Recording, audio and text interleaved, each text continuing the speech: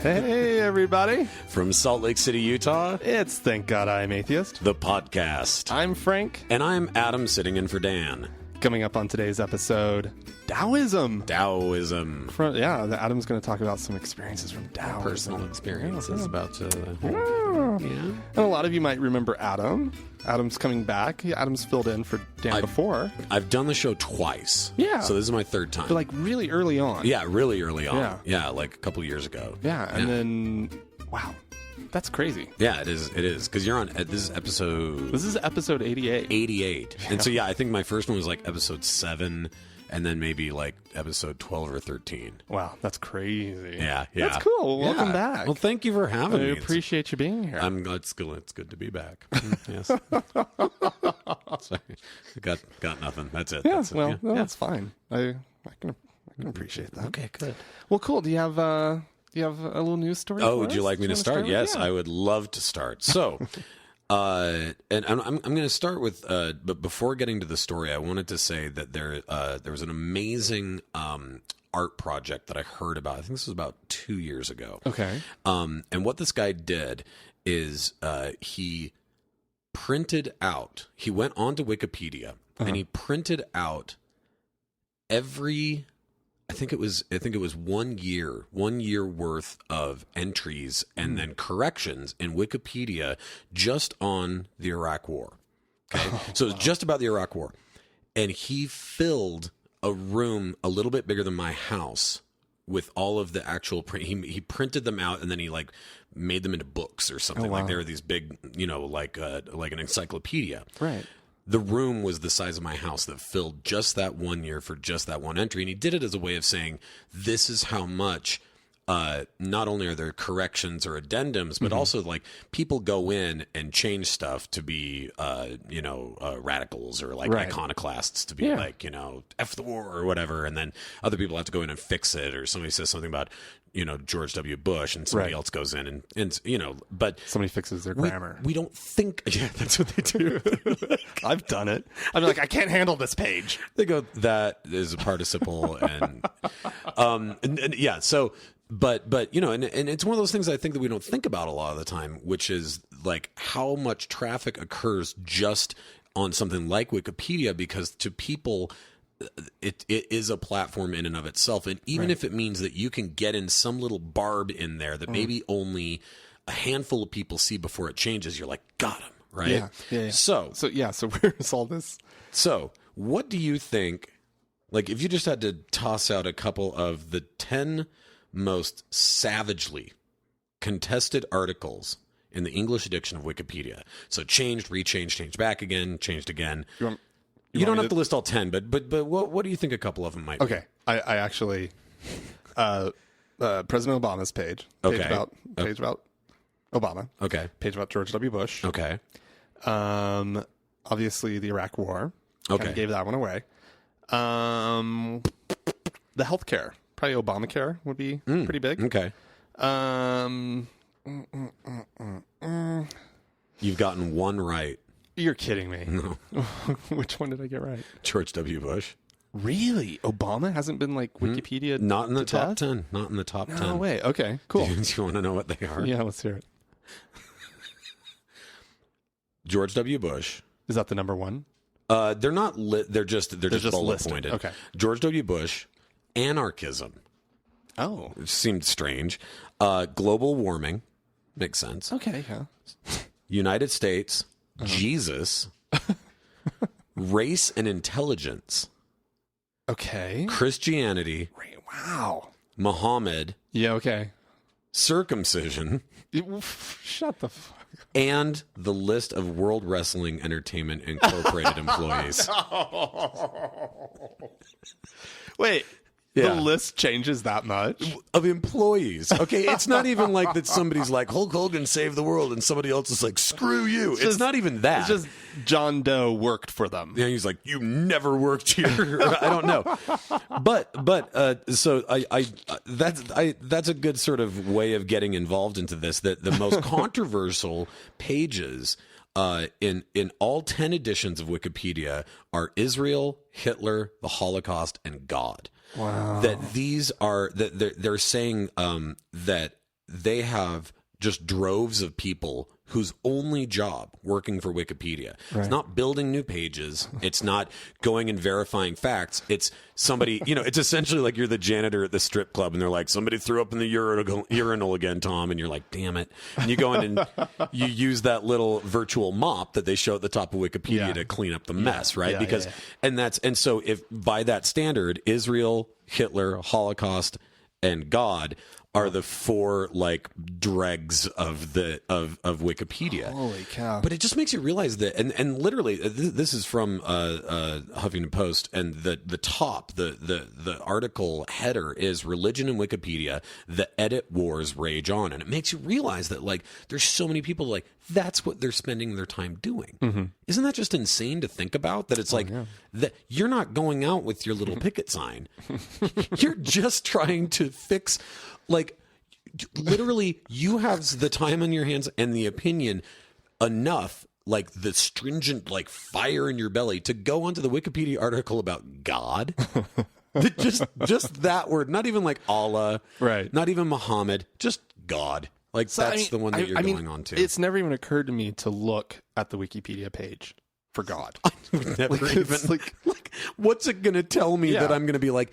That's interesting. I've never heard that before. So is it just, did you look at it? I mean, is it like just people posting their version of who God is supposed to be and then like getting all upset about it? Like, let's do it now. Trinitarian versus non-Trinitarian. I don't know. Let's look at what, I'm on Wikipedia now. Too. Okay. So we're right here and let's just put in just God. Yeah. I just did the same. Oh, wow. Oh, yeah. Okay, here you go. There's enough here. Oh my God, there's a lot here. You know what my favorite part is, just looking right at the beginning, is at the very bottom of the contents. Number 11 is external links. Like, well, yeah, it always is. No, but what I mean is, are you really going to go to the bibliography about God to see where they've gone to cull their information from? I think I need to fact check that one. Yeah. I mean, but you just look at this and it's like, This article is about the term God in the context of monotheism, and like it just goes and goes. But it's really, I mean, this is pretty general, right? Mm-hmm. Theism, deism, oneness. If it's supposed to be it is supposed to be an encyclopedia page about it. It should be general, right? I mean, so what do you think people are adding to this or like changing about it to be like? I mean, is it just like a group full of I bet there's people who are incensed that there is actually a place that has collected all these different ideas about God. Right. I bet there's groups that come on here and they delete or try to delete the whole thing and just be like, God is what he is or whatever. Right. Or whatever the line is, I am what I am. Mm-hmm. And it's just that. Which is so close to Popeye. I do like he is what he is. He is what he is. Well, I like that it's almost Popeye, right? I mean, it's like, he is as I am what I am, but it's the exact same thing. Oh, I guess was Popeye God? Yeah. You didn't know this? I think the thing that I like about the idea of like, trying to bridge that gap and put all of it into one place in a Wikipedia article about God is you are going to enrage everyone except for atheists. Right. Because atheists are going to be like, I don't care. I don't care at all. This first line is amazing. It's sort of at the top of Wikipedia pages, it'll be like an explanation as to like, what is this page really explaining versus what other concepts you Kachagugu was a one-hit wonder band from 1984, right? It's like the very first line of the, No, I'm talking about the one that's like, almost the disambiguation, right? Where it's like, you might be looking for this other idea. And so this says... you might be looking for the wrong God. Well, it says this article is about the term God in the context of monotheism and henotheism. I don't even know what that is. I've never even seen it. For the general concept of God, see deity. For God in the context of specific religions, see an index of pages beginning in God in. You know what? You stay on the main one. I'm going down the rabbit hole. Let's see what For discussion of the existence of God, see existence of God. For other uses, see God, disambiguation. So, oh my God. So I went to the pages with the prefix, and we've got some of them, God in Abrahamic religions, God in Mormonism, God in Buddhism, Hinduism, right? God in Islam. And then we have God in me, God in the dock, which I don't know. DOC? DOCK. I mean, it feels like a sexual euphemism. Yeah. God in disguise is one of the choices. Okay. That's just weird. And then God in a pill? Question mark. Okay. All right. I mean, you know, you could spend hours on Wikipedia, but I just think it's interesting that, like, here's Wikipedia trying to do this thing where they're like, well, you know, we want to document everything. We want to try and get everything in there, right? And all the people that work there and that help with the editing and all that, like, created a firestorm by trying to categorize this thing. Mm-hmm. But I mean, they also did doesn't it make you wonder, like, who's going in to try and change, like, Hitler's Wikipedia page? No, I mean, skinheads, I'm sure. Versus then, like, I guess it's because, like, those guys can't even. It's like, well, when I was 17, I got a swastika tattooed across my forehead, so I can't really leave the house anymore. Right. So all I tried to do is change the Wikipedia page for Hitler on a daily basis. Anyway, that's the one I had. I just thought it was really interesting that there's this sort of quiet war going on religiously on Wikipedia. I'd heard about other ones, but, like, it never even first of all, it never occurred to me that there would be a page just God. Of course there would be. I mean, you think about it. If somebody asks you the question, is there a Wikipedia page about God? You'd be like, yeah, of course. Of course there is. But I'd never had the thought right. of, like, oh, what does Wikipedia have to say about God? I like that it's like, you may be looking for. All right, you go, Frank. Okay. What do you got? In Ohio, there are plans being laid for a Holocaust memorial at the Ohio Statehouse, their Capitol building. Is there a particular reason why? Does every state have a Holocaust memorial? Well, that I don't know. I don't think so. Because it just seems odd. Like, why is there? Why Ohio? Did they get a lot of, Jews from? Well, I don't know. You know what I mean? I don't know. But anyway, I mean, not to take you off track. But. Why it comes up, I don't know. But a group of people got together and were like, "Hey, this is what we need."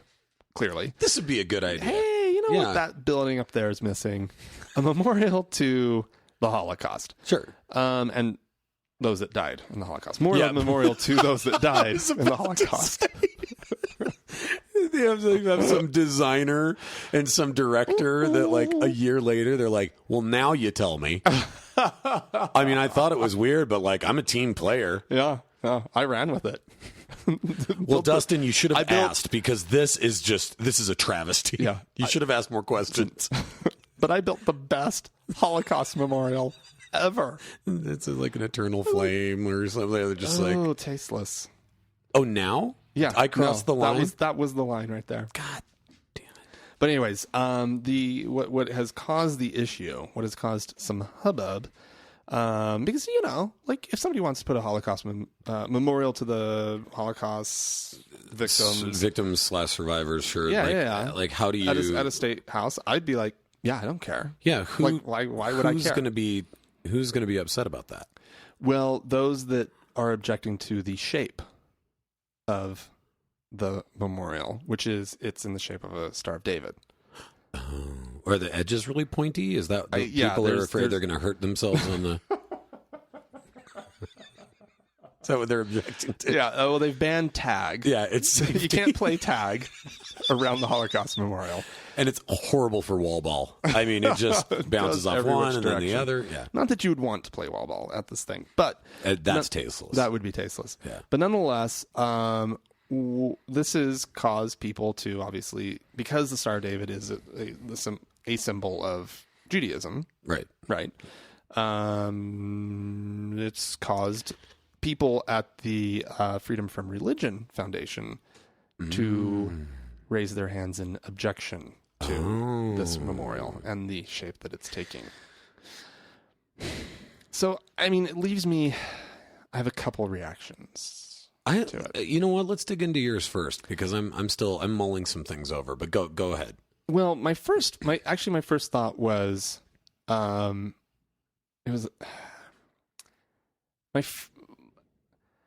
first thought is that the shape being a religious symbol is probably not right.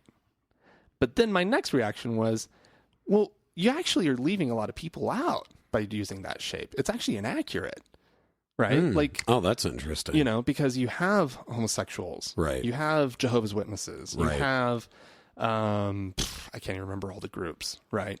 That were targeted by. I mean, the Jews were definitely like, number one with a bullet. Like that was the top of the list. No kidding. But you are correct. Yeah. The mentally ill, the disabled, political dissidents. Right. So I guess you're right. I wouldn't. To make it the shape of the building is probably. Well, I think it's just an outdoor memorial. I don't think it's like they're building a building in the shape of the Star of David. Oh, I guess they're just building like a thing. And I think it was something about like, it could have even been like the concrete or something like that, right?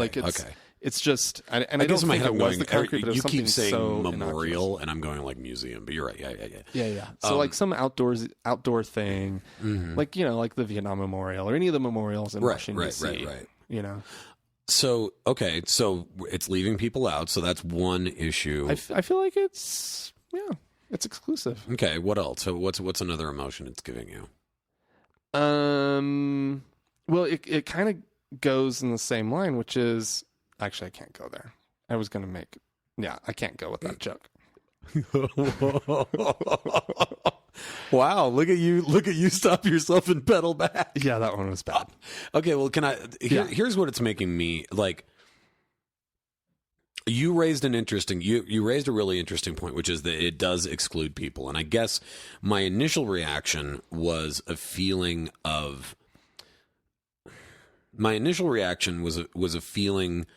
of not being like at first I was kind of like, I'll let them have it, because to me I was and I realized that there's an argument for like the sort of slippery slope mentality of like, well, if you start with that, then you go to this, and then you've got this and this and that. But the thing that felt different until you had said that was, but if. And I guess it would be if only Jews had been killed there. Let's say it was only Jews that had been killed there. Right. Let's say, just for argument's sake, that it wasn't about the exclusionary thing. The reason why I would say that I think that it's okay for it to be the Star of David is because, yes, it is a religious symbol, but it's also the reason why all of these people died. You know what I mean? Mm-hmm. It's not just that you are putting up a cross to say, oh, this cross represents all the Christians who were killed in the Iraq War, and you'd be like, okay, hold on, you can't, you know what I mean? Like, that's bad. But to say this is, it kind of goes back to when we were talking about the Mormons, when we were talking about the I mean, this is going back way, like last year or even longer. But we were talking about the baptisms for the dead and this idea of them baptizing people who had died in the Holocaust and baptizing Anne Frank, right? And you go, okay, do you realize how disrespectful that is? Because you're talking about, quote unquote, saving someone's spirit from the ravages of Judaism, and now they get to be Mormon, and so they're saved. And it's like, they died because they were Jewish. Right, exactly. So, like, that is at the heart of, like... And so that's, I guess, why I go to this place of, like, let them have it. But you are right. But I would also say that it's state property, right? And so the idea of... Like, I understand the objection. In fact, you may not... We were talking about how you haven't listened to the podcast for a little while, and thanks for that. Really, on air, not a snarky, like nothing snarky at all. When we're talking earlier, and I'm like, yeah, I've been really busy, and you're like, it's fine. And you're just like, I'm gonna drag that fucker over the coals once we get on air. God. So yeah, I haven't been. It was just sitting there. Yeah, I mean, it was low hanging fruit. I just couldn't ignore it.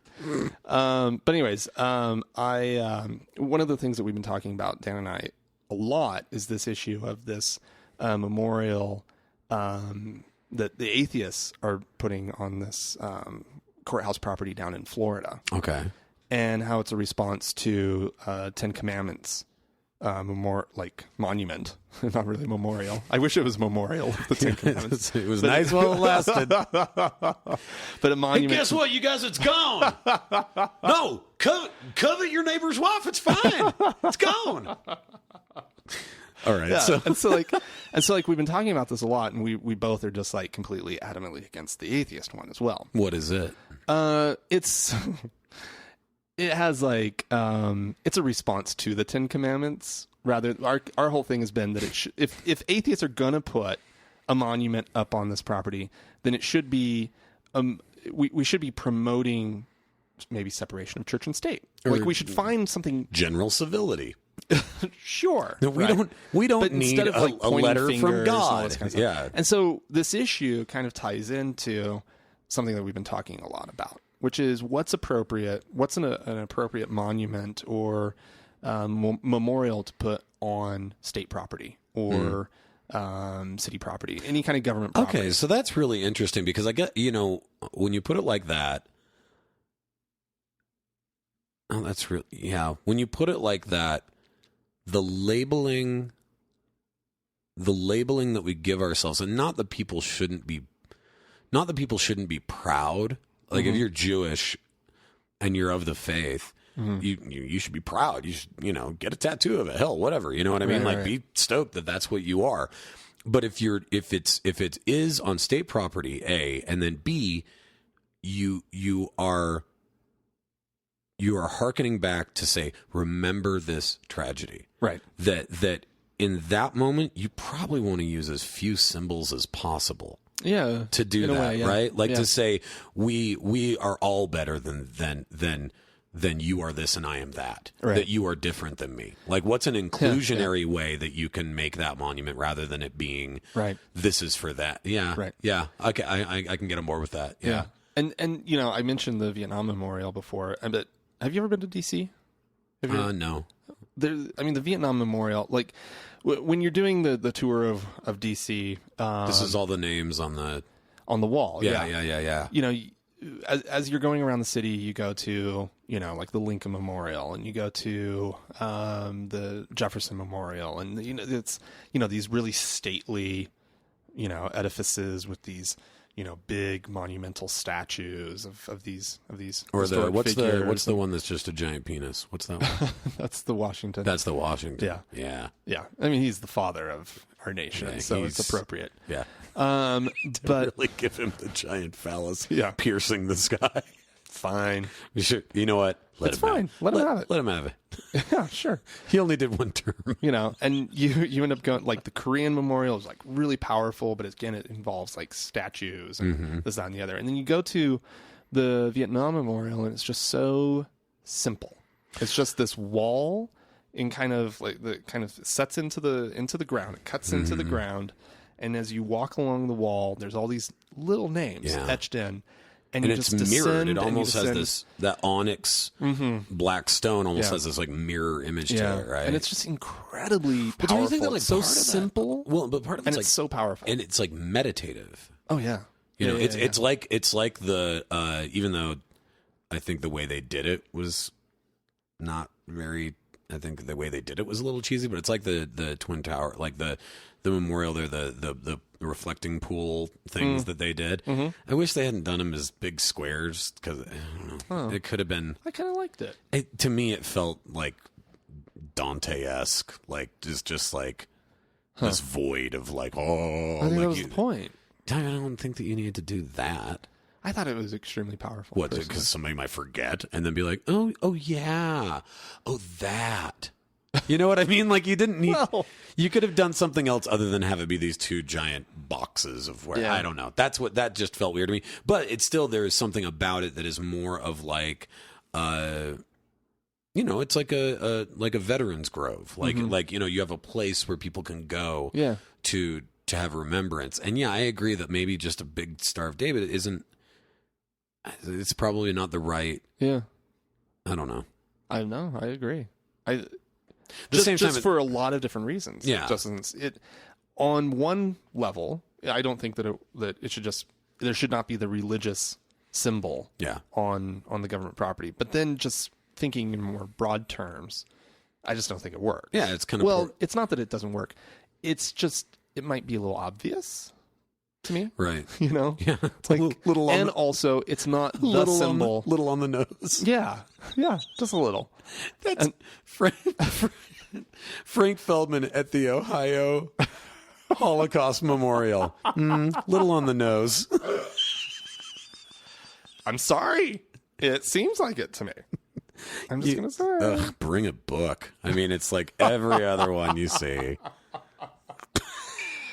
Another? All right. Oh, God. Jesus. Well, that was predictable.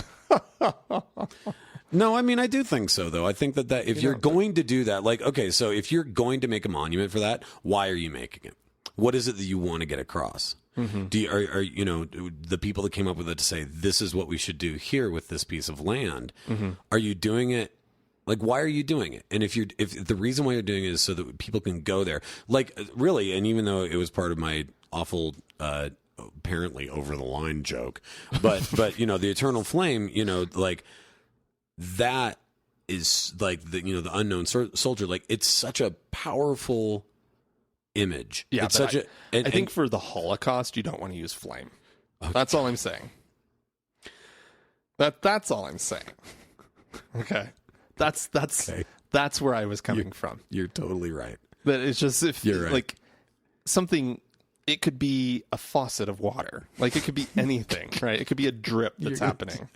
You know? A drippy faucet that won't shut off. 6 million drips. Yeah. Oh, you know? yeah. Right. Sure, like you could come up with something. You right? don't. But fire, it might be. Fire might be inappropriate. Yeah. Just well, so would drips of water then. If we're going to start splitting hairs about minutia. Oh well. Anyways. But no. Well, back to my point is that the you know the Tomb of the Unknown Soldier, like that whole idea is. It's for meditation. That's why that's there. That's why that eternal flame is there. Yeah, totally and you think about that and you go, yeah, that's what you need to have is something like that, not just, I don't know. I mean, I'm never going to make a monument, but... Right. To what? Anything. Oh, come on. You could come up with something to make a monument for. I mean, maybe there'll be one for my headstone when I'm dead. You should design it. Have you thought about that? My headstone? Yeah. It's like Get it ready. It'll be awesome. Dude, I got my plot. I've got my headstone. I just want to be prepared. You know? I'm ready. But is that like one of those things like getting a tattoo when you're really young where years later you're like, Pearl Jam, really? That you're going to have like, you know, because let's face it, whatever I make now, hopefully I'm going to live long enough that I'll end up thinking it's lame when I'm old, right? Like if I had made my headstone in like the 90s, it would have like tribal artwork all over it. Oh, no. Yeah, okay. Point taken. Point taken. All right, my turn? Yeah. Oh, boy, we know how to get tangential. Yes. Frank, if you... I'm doing this. I'm making you guess shit. Okay. If you had to guess... Okay. America's most sinful city. Interesting. And this is kind of a no-brainer. Well, it seems like a trick question to me. Right. Because you wouldn't be phrasing it like that if it was Las Vegas. If it actually was Las Vegas. Yeah. This is really great. This article, this is Religion News, and I'll just read this because it's actually, the setup on it is kind of brilliant. Everyone knows that Las Vegas has made a name for itself and attracted nearly 40 million visitors a year by being a bastion of sinful activities, adult entertainment, gambling, drinking, and general debauchery. But what about the real sins? The ones in the good book. Oh. The ones in the movie Seven. That's their reference point. Oh, really? That's what they said. Like, the ones from the movie Seven. Like, it's religion news. Yeah, couldn't you just be like the Seven? Yes. Let me fill you in on something here. That's not where they got that. David Fincher is such a trailblazer. Yeah. I mean, he didn't create the seven deadly sins. Yeah. So criteria they used based on the seven deadly sins, and they basically said, well, let's figure out which cities are making a name for themselves. Okay. Oh, okay. Criteria they used: lust. Strip clubs per capita. Oh, so, okay, cool. Well, so to figure out lust, it was... Well, I guess I haven't asked. Have you seen the movie Seven? Uh-huh. Okay, so then you're familiar with these 7 things that David Fincher came up with for the movie. I'm just Right. checking. Yeah. Lust, strip Okay. clubs per capita. Okay. These are all the criteria. Mm-hmm. Pride, cosmetic surgeons per capita. Oh, interesting. Yeah. Wrath, violent crime Okay. per year per 1,000 residents. Okay. Envy, theft per year per 1,000 residents. Okay. Greed, percentage of disposable income given to charity each year. Okay. I mean, that makes sense, but it's a weird way to show greed, isn't it? Yeah, but like, how else would you? I mean, I guess, but I don't consider myself greedy, and I don't give to charity. Ew, you're greedy. See? I give to public radio. That's not the same thing, is it? One off. Oh, damn it. yeah. Giving What? But that's... to the poor people up at the public radio station. Yeah. Believe me, they're hungry. Those people are not paid very well. They aren't. They're all very thin, and it has nothing to do with their veganism.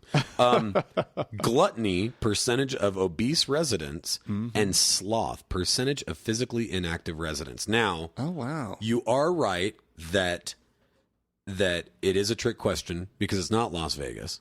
But I Right. will say this. Now reading that criteria seems ridiculous to me because there's one word that appears in 5 of these 7. Okay. And that word is residents. Yeah. Who the hell are the residents of Las Vegas? Oh, right. They're the poor assholes that are serving all the gluttonous, sloth, greedy, Yeah.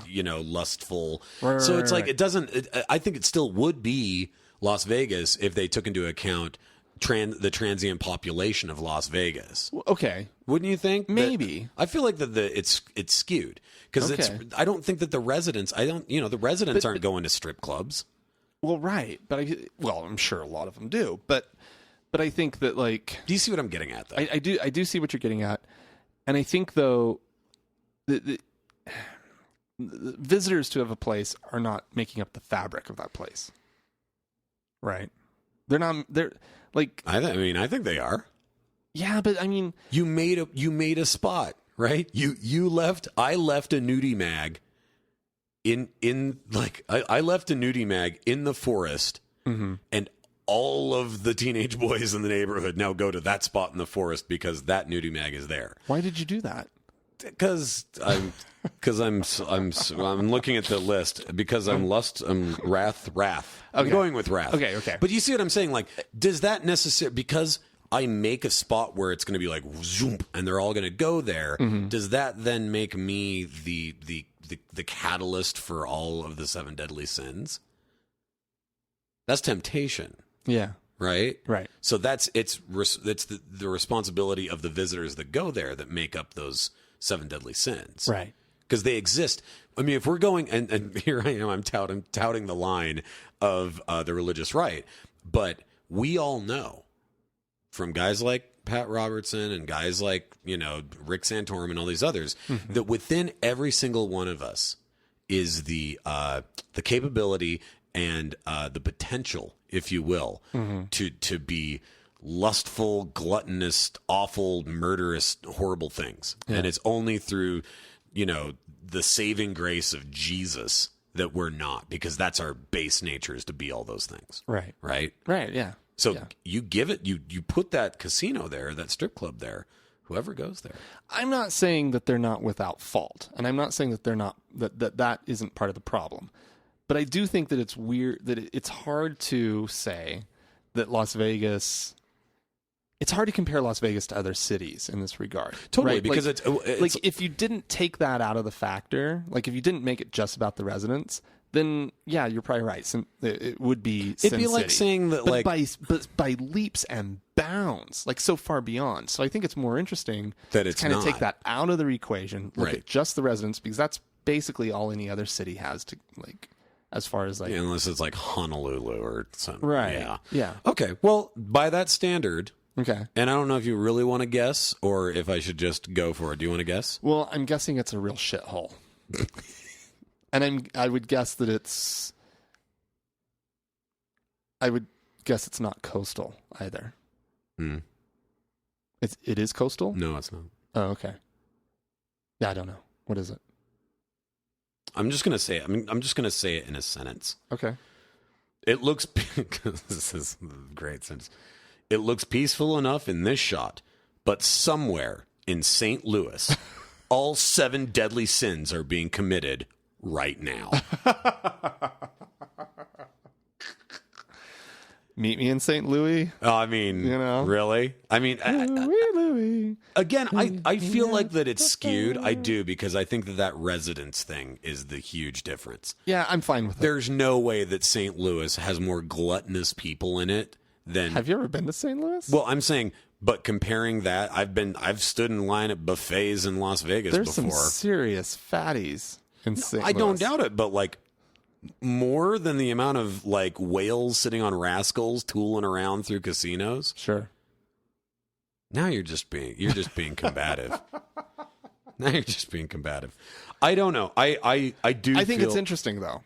Like to think that if you take the visitors out of the equation, what right, is that city? What it says is that all of those services that are there, right, that exist for all these tourists who right, come to Las Vegas, it doesn't spill over into the population as much as you would think. Right. It doesn't make them doesn't turn as them gluttonous, as sinful. Probably because it's.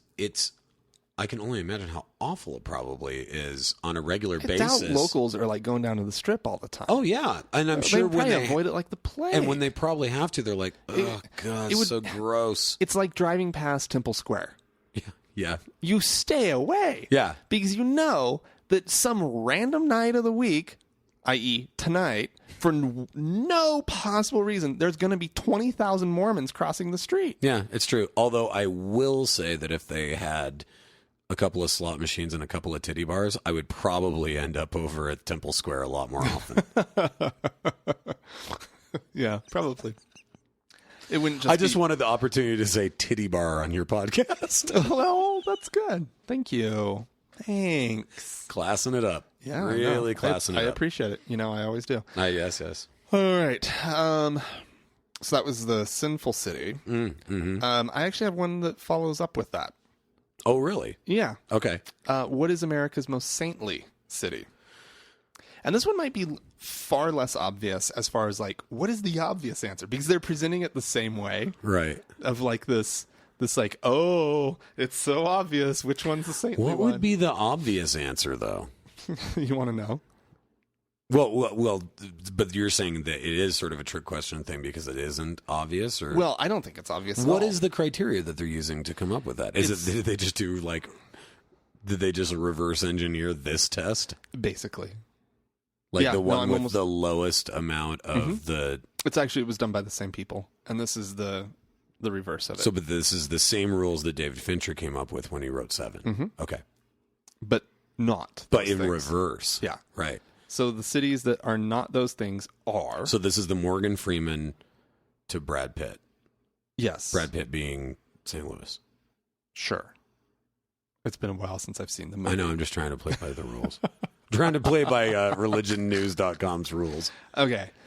And this is on ChristianityToday.com. Oh, okay. Yes, So for them... they're all drinking from the same trough. It was obvious that Colorado Springs should be the most saintly city.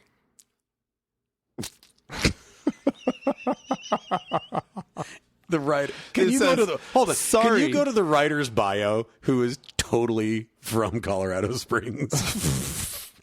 I mean, we do know that it is, evangelical haven, right? Like they love it, right? They love Colorado Springs. There are so many evangelical churches. I mean, it's crazy town. No, I had no idea. Did you not know that? Okay. Why? Why would I know that? Well, yeah, I guess you don't do this podcast. So.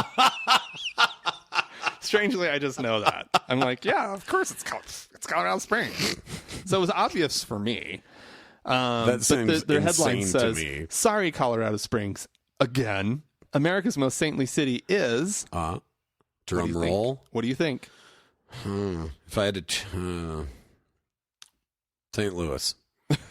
No, clearly not. Well, I just figured there's two different websites, so there's a chance that some wires got crossed. God, I mean, I'm awful at these kind of games. I guess, I mean, what size of cities are they going for here? Like how big? There are small cities and there are large cities.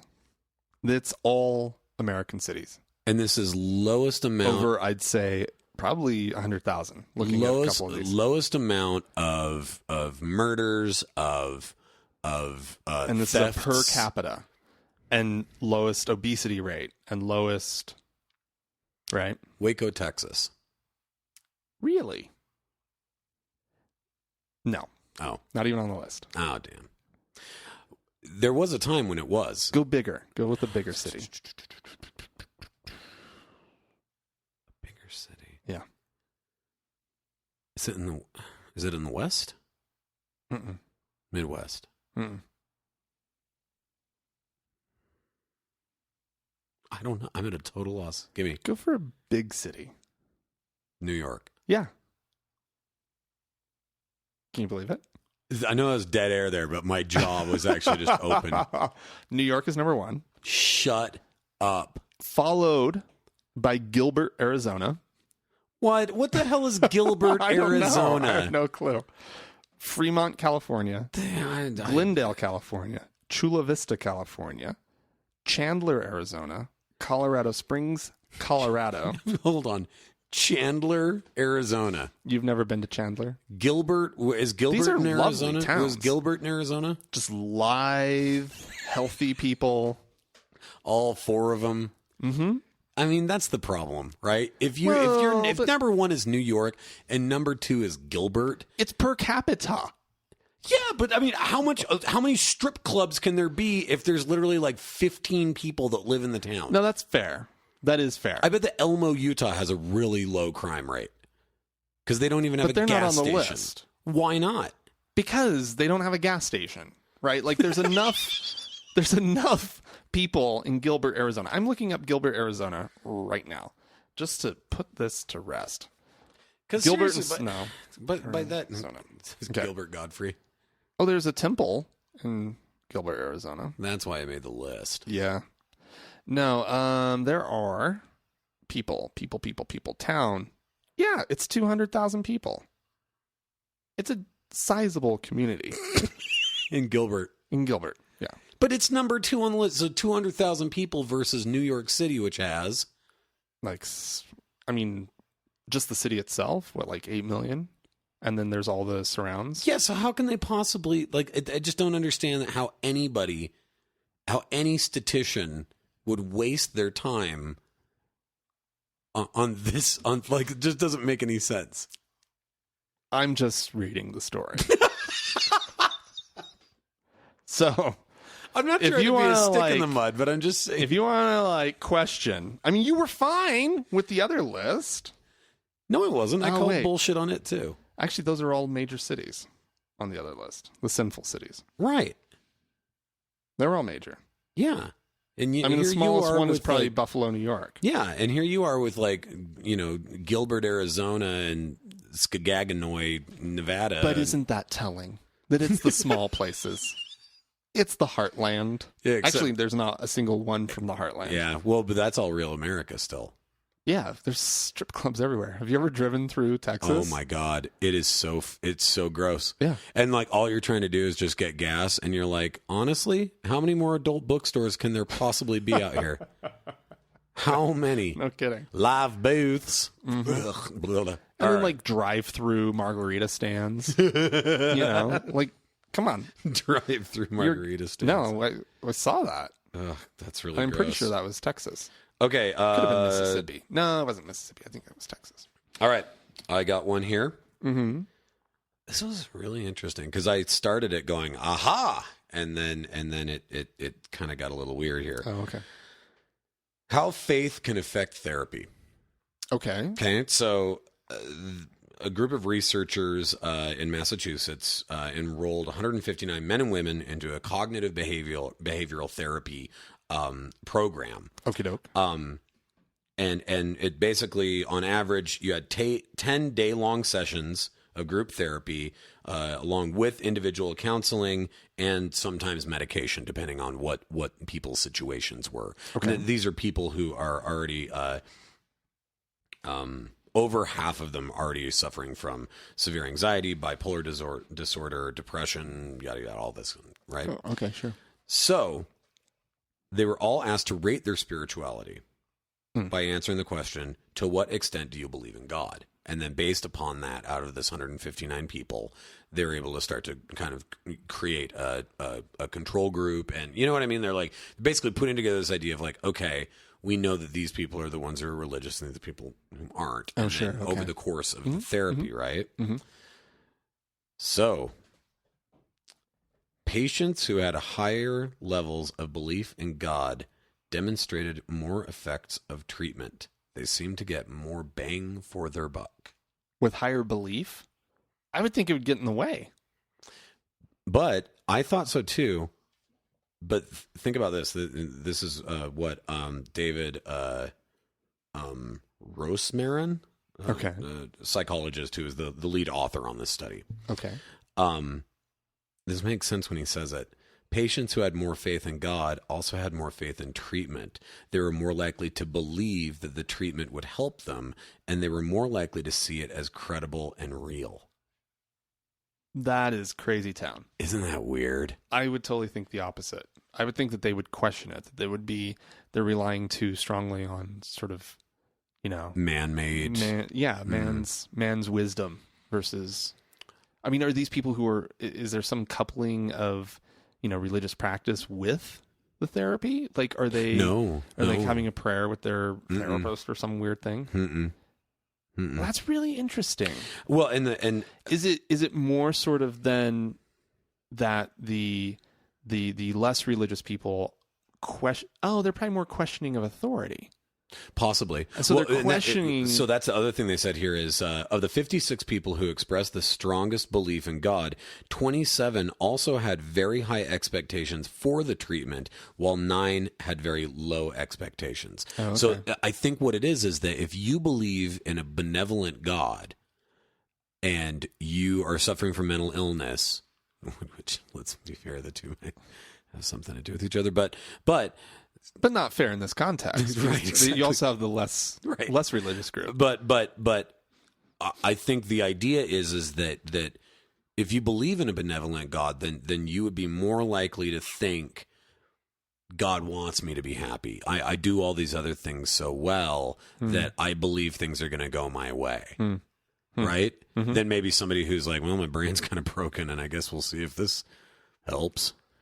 Do you know what I mean? Yeah. And maybe there is a skeptical nature to it, but maybe there is also just like a realistic nature to it, because let's be fair, they didn't continue then to follow these people over the course of the rest of their lives. Right. They may have left this particular training session feeling more optimistic, right, because they are already in this sort of like headspace of optimism, because they believe that there's a God out there that wants to save them, because they're doing all of whatever it is that they do every day to be good, not necessarily Christians, but good religious people in their context.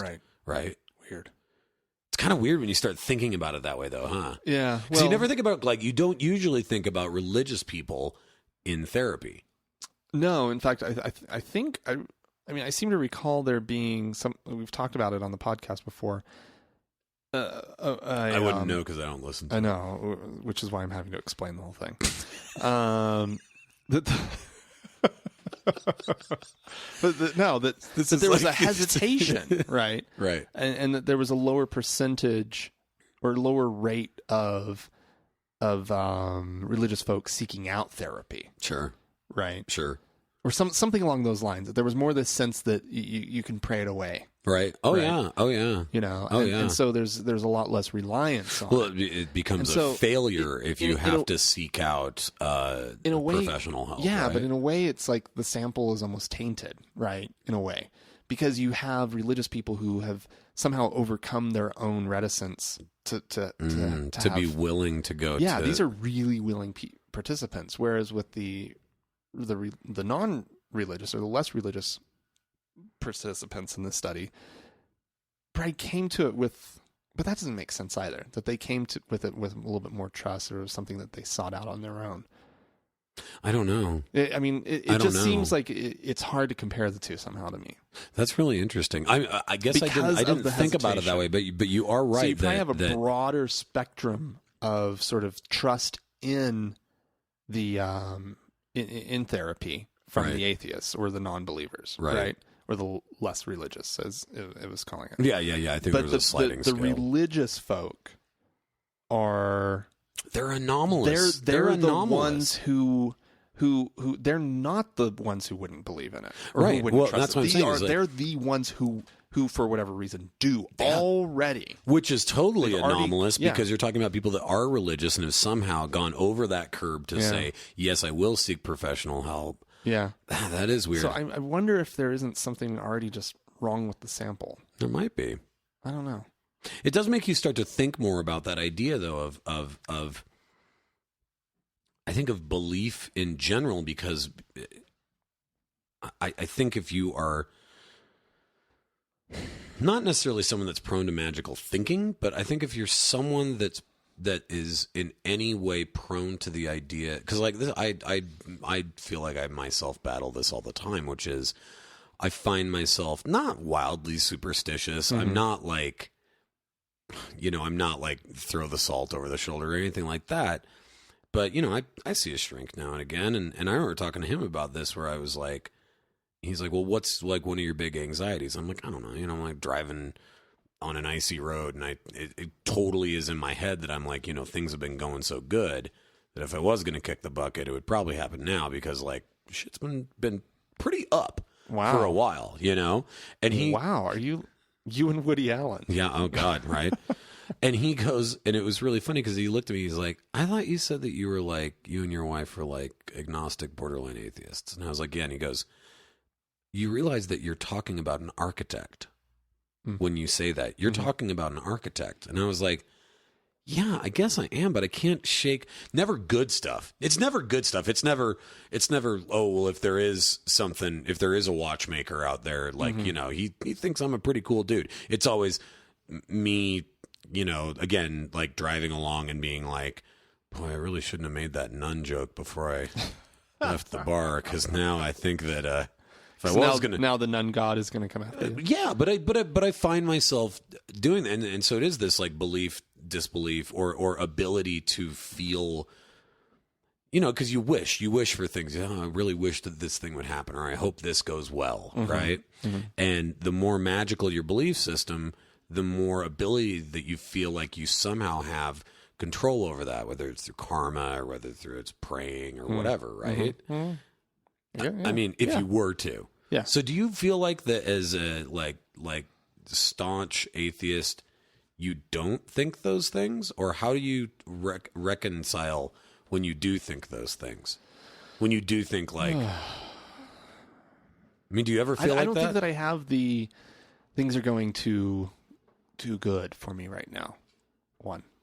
Really? Yeah, no. Okay. When things are going really nicely in my life, you just enjoy it. I think I have the ability to sit back and enjoy it. Now, I do find ways to self-sabotage, but that's a whole nother, right?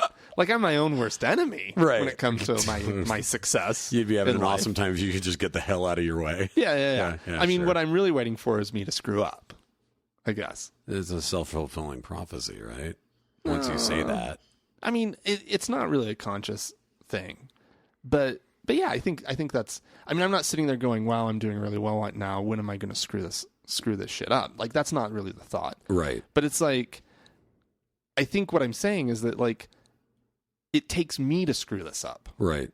Not the universe screwing this up for you. Yeah, I think that like I'm not waiting for the universe to do anything to me. I don't think I realized it until I said it out loud just now, but that might be the thing that makes me agnostic rather than full-blown atheist. Is for some reason I can't totally let go of that idea. So it's really hard for me to let go of that idea. Yeah. I mean, this whole time I've been trying to conjure up this study that was done where it was like, God, what was the details of it? It was something about people. They hooked people up to these like the skin the stress right. tester thing, right? And it, like to test it, like to test your responses, similar to maybe like a lie detector or something like that. Sure. And then they had people basically say things like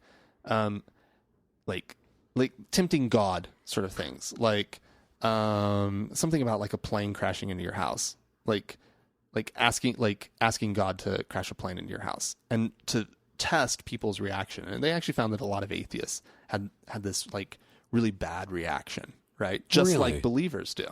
And so the gist of the whole study was, well, there actually are no atheists. And it's like, well, no, there's something about asking the universe in general to do something bad. Right. Right. And it's kind of a hard thing to get over. And I've thought through that a few times of like inviting bad into your life. Totally. You know, That's exactly, dude. And I go through that. I think I told you about this once, and you laughed so like heartily when I told you that. I was like, because I was Really? like, wow, that was a lot crazier of a thought than I think I thought. But it's this thing where it's like, okay. So for example, this house that we live in now, right?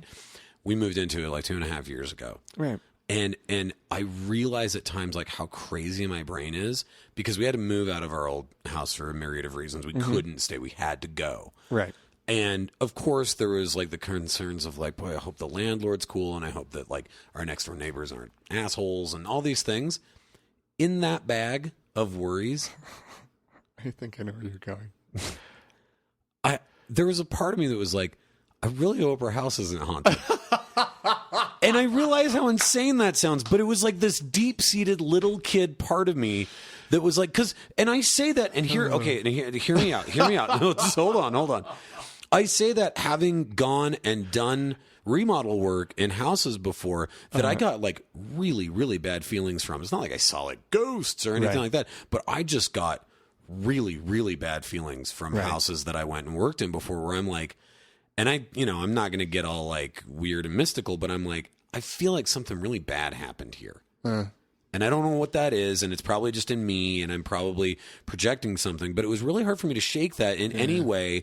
And again, like, I'm not going like full LaToya Jackson where it was like, there was a spirit and here was its name. Like, I'm not going to do that, but I am going to say, like, I worked in places where I'm like, I cannot wait to get the fuck out of here, because I do not feel good about being in here. And like, it's those two rooms over there in particular, just gross, and it feels weird, and I don't like being there. Yeah, a bunch of times. There's several tell places. me that, and I get the willies. Just the thought. And like, an apartment that burned up, and had this guy that was a shut-in that lived in it, and he died there, and like they had floated concrete floors because they were condos, right? And so he had fallen off of his bed when he died. And so they could never get the outline of his body out of the concrete, so they cut the spot out. So I'm working there by myself for 2 months, and every time I have to go into that damn bedroom, right there in the corner is the big cutout spot in the concrete. Gross. I mean, it's creepy. And it's creepy, totally but that's creepy. what I'm saying is it's like there's this vibe that I find come over me where I'm just like... But are you worried about his soul? Like no, jumping out of the hole at you or something? My imagination is not that vivid. Thank God, apparently. Yeah, really. But it's just like a bad feeling where I'm just like, I don't know what it is. And like, yeah, there's the visceral part of it that's bad gross. Happened in that room, right? And so you have a negative reaction, a negative association with that room. But then, so is it just my imagination and the ones, not to be like the episode of Thank God I'm Atheist where Frank had to convince Adam that he wasn't psychic. It's not that, right? You are not Bruce Willis. I'm not Haley Joel Osment. But I am saying... what if we were? No, I'm just saying that for whatever stupid reason, and it is hard for me because when somebody says to me, so that means you believe in an architect, so that means that you believe in some kind of sentient something happening here. I don't. But does that mean that in that grab bag of worries to move into this house, one of them wasn't that my house would be haunted? I can't say that it wasn't, and I realize how stupid that is going to sound to your listeners. But I'm being honest. Well, I mean, so that test you're talking about, you're hoping that the house has no bad juju. Yeah, I guess. I don't believe in juju, but I believe in it as sort of like this idea of like, ooh, this place is creepy. Yeah, and you can't put your finger on it. Good neighborhood, Yeah. It's been recently painted, new Sure. furnace, I mean, but for some reason you're like, I can't live here. I know that, but like, is there when you say this, do you believe that if it were haunted, that means that there's like dead people's spirits there? No, I don't go anywhere that far. Although I will say that if we had moved in here and the first handful of months, it was bad vibe after bad vibe, just not the right environment. Right. I would deal with however big of a pain in the ass it would have been, and I would have moved out.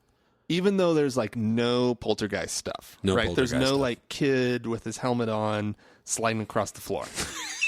Like there's none of that. Craig D. Nelson doesn't live here. Right. Right. I think I still would. I remember Really? Abby had an apartment that we had to get out, that we totally moved out of No because slamming doors in the night. no. Like So here's weird clinking sounds I know we're going that you like can't explain. No, I love this. I This mean, is if a it great conversation. was that stuff, then like my God, yes. But okay, so for God, yes, you'd move out or stay to find out what happens. no, I don't care. I don't want to find out. I don't want to. I don't need to. I don't need to find. I'm not curious enough to find out. Just don't scare me. I don't need to get scared. And I mean, obviously, and your listeners don't know me. Like, I'm a pretty big dude, and like I work regularly with like attempted murderers, right? Like Right. I work with like in a dangerous environment. Right. That shit never scares me. Right. What scares me, I don't know, but Abby had an apartment when we were very first dating, and you know we always call it the haunted apartment, but it's not. It wasn't that. There's just a really, really awful feeling there that was constant, and both of us would just got really depressed when we would be there.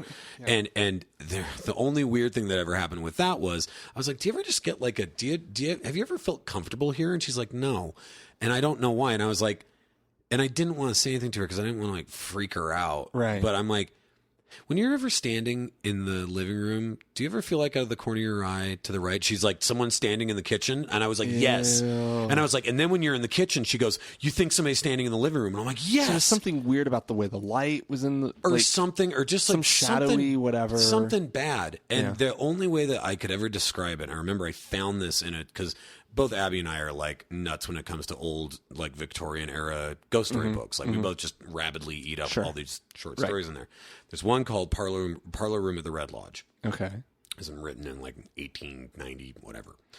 But the guy in it, right, he's describing like, ooh, the haunted lodge that we stayed at. But the way that he described it in this one passage was every time that we would get home and we'd open the door, we felt like we were interrupting something. Ew. Okay. That Yeah, something in the room took a huge deep breath and would hold it until we finally left again. And I was like, so it's all the toys in Toy Story. yes, oh my God, yes, I know, yeah, exactly. It's supposed to be cute, and instead it's terrifying. But I showed Abby that passage in that book, and she was like, oh my God, that's exactly what it feels like here. We got to get the fuck out of here. And we did. Like, we broke our lease, went through all this crap, Shut up. and I rented it to my friend Levi without telling him. And did he ever No. report anything about No, it? but he also says he says that he's like the easy chick at the end of the night at a party. He's like, I want to see stuff so bad that all the ghosts are like, don't do it. No. No, go find somebody with really solid beliefs and let's fuck their life up. Right. This guy wants it. Yeah. Don't do it. So I'm going to tell you a story Okay. about this. Was it this last weekend? I went down to St. George for a little friend's weekend. One of my friends has his parents have they call it the condo. This thing is like Not a big condo. big fancy townhouse, Right. You know, there's like 12 townhouses and they all have like they share a swimming pool type thing, right? Right. And nobody lives there. It's all just people. It's all just rich people from Salt Lake who, you know, God, drive down. How would it be? Right. How Okay. could it possibly? Sorry, I was trying to do this quietly. I'm drinking a beer, everyone, so I just have to. Sorry. Normally, this is a sober podcast. I'm so but sorry. I We're will, at my house. It's Friday night. I was trying to do it so quietly, and I'm like, "There's no way." So I better at least mention it instead of Sure. like just a lone can open somewhere in the distance. Was that a ghost?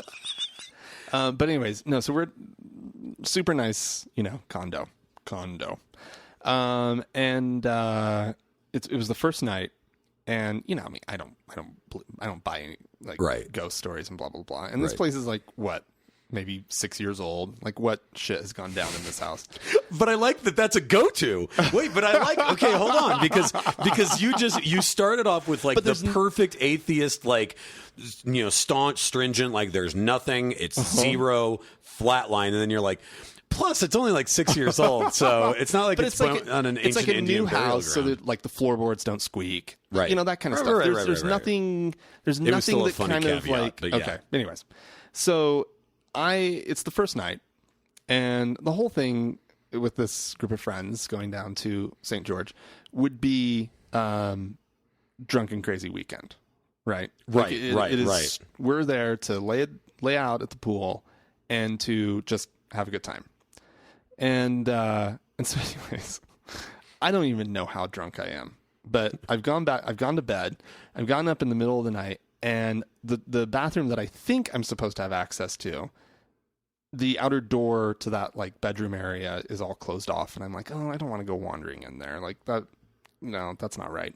And so I go down the stairs and blah, blah, blah. And I go around to this bathroom that's kind of tucked off in the corner. Okay. And I'm in there, and for whatever reason, when I was going to the bathroom, I didn't close the door all the way. Right. Okay. And as I am let's see, I'd finished up, and I was washing my hands because I'm good that way. And corner of my eye, I see the light from the hallway do like it was as though somebody walked between the light, the little night light down way at the end of the hall, okay, and the door, like twice, okay, back and forth. And for a minute, I mean, we're talking total flutter. I was like, oh, what was that? But then I was like, well, wait a second. It was just somebody in the house. Right. Because there's a bunch of people in the house, right? Right. There were a ton of people in the house. Okay. And so, like, I kind of go out and I look around, and there was nobody. They have a cat? No. And this would have to be a 6 foot tall cat. Okay. Which is actually scarier than Which is terrifying. And then, like, but I have a rational mind, right? Like, and so what is your rational mind? I'm drunk off my ass. That's my rational reaction. Oh, yeah, okay. I have a flutter out of the corner of my eye. My vision is screwy. Okay. Right? Okay. Like, it wasn't like I was looking directly at it. This was something in the corner of my eye. Right? Right. But if I were a believing person, right, that would have been a presence. Well, don't you think, you know what I mean? I was trying to, like, when we were first started talking about this, I was trying to find on online, and I can't find it, but I can't remember who the quote is attributed to, but I love it. And it was a writer, is this woman, and she had said, you know, I don't believe in ghosts, but come back in the middle of the night when I'm alone in the house and ask me, and I might have a different answer for you. And I think a lot of that goes into imagination, and that's just is like, I'm not the kind of person where I'm like, well, I think trying to go out of my way to, I mean, granted, I do like, I mean, I look at my house, like it looks like it's Halloween all year. Like I love, you know, spooky stuff. I love horror movies. I love all that kind of stuff. And it's not that I have some like super solid belief in that. And I love what you're getting at here, which is this idea of, it was a flutter at the corner of my eye. And yeah, for a second I was like, whoa, but then I was just like, okay, you know, that's what it is. I'm super drunk. That's why. Right. And I totally understand that. And I guess it's like, I don't know. I don't know why. I think part of it's just, I have an issue with anxiety. And so like it doesn't matter how much my rational mind tells me the way that the world is. There's a part of my brain somewhere deep down that's convinced someday all that shit that you think that you know is going to get blown right out of the water and change everything for you. Like, and whatever that means, that doesn't necessarily mean like you're going to see a ghost or whatever. But we've talked about this before too. It's like if my wife doesn't answer the phone or she's 10 minutes late, I'm like, well, a murderer killed her. Right? Like, I'm like, I'm immediately there. Right where you go. Right there. The comedian Mark Maron talked about that. He's like, don't get me wrong, I like kids, but every time my girlfriend talks about having one, I'm always like, oh, we had a baby. Oh my God, I killed it. right? Like that's the immediate go-to is that I've killed the baby. Now what do I do? Right. So I do think maybe it's partially anxiety or something that sparks this magical thinking that I hate. I don't want it. I don't want the superstition or the but don't you think that karma or any of that. Yeah, no. And there's obviously going to always be that reaction and that feeling and whatnot. But like, it just seems like we would be hardwired to be afraid of the bump in the night. You know what I mean? Like, oh, totally. From an evolutionary Yes, perspective, it makes so much sense to hear sounds in the night and to feel a certain amount of fear. Oh yeah, well that's what they say. I mean, they talk about sleep disorders as being that you know, and I see it with my dogs. It's like it can be middle of the night, and if I even so much as like move a piece of paper, my healer just opens his eyes and looks at me. And what they say is that it was on a episode of Radio Lab I had heard a couple of years ago that many predatory animals and also just animals who have lots of predators are actually able to let one hemisphere of the brain sleep at a time.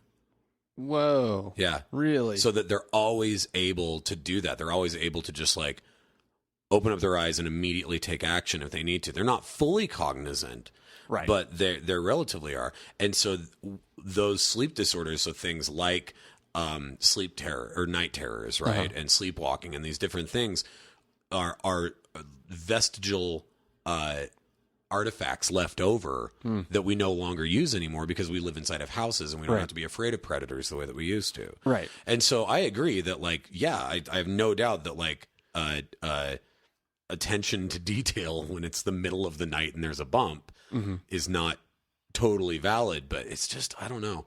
Yeah. It's a weird thing. I just think that superstitious sort of magical thinking, I mean, I don't know. I was raised Mormon. Maybe it's a leftover. I don't know. I think plenty of things remain.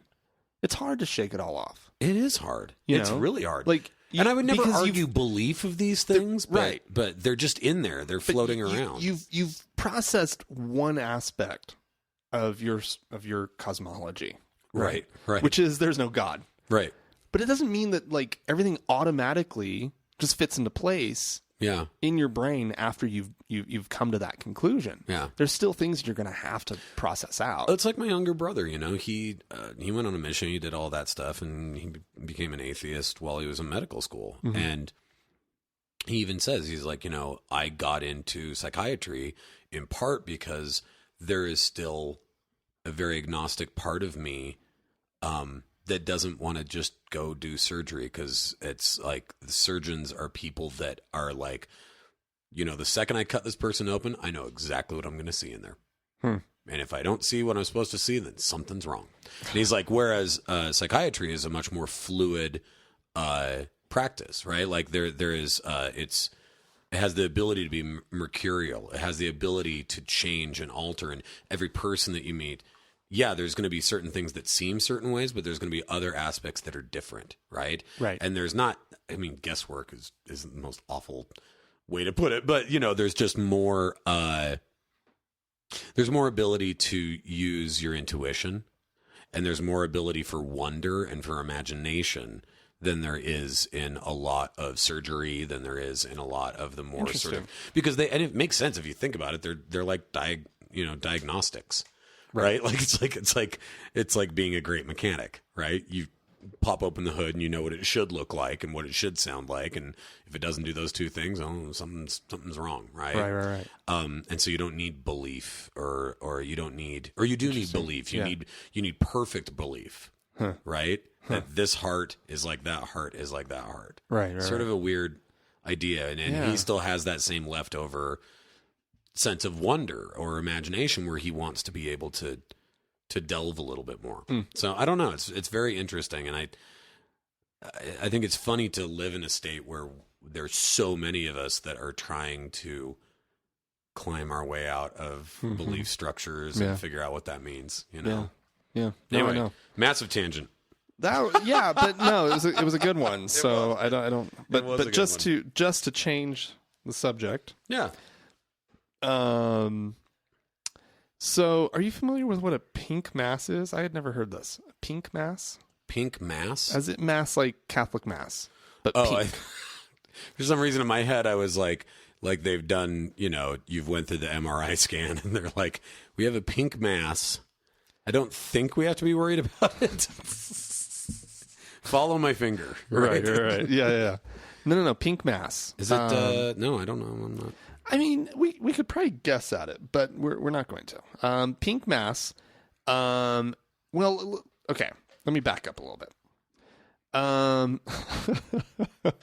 Actually, let me just read the headline. Oh, just do it. Pink mass has made Westboro Baptist Church founders mom gay in afterlife, Satanists claim.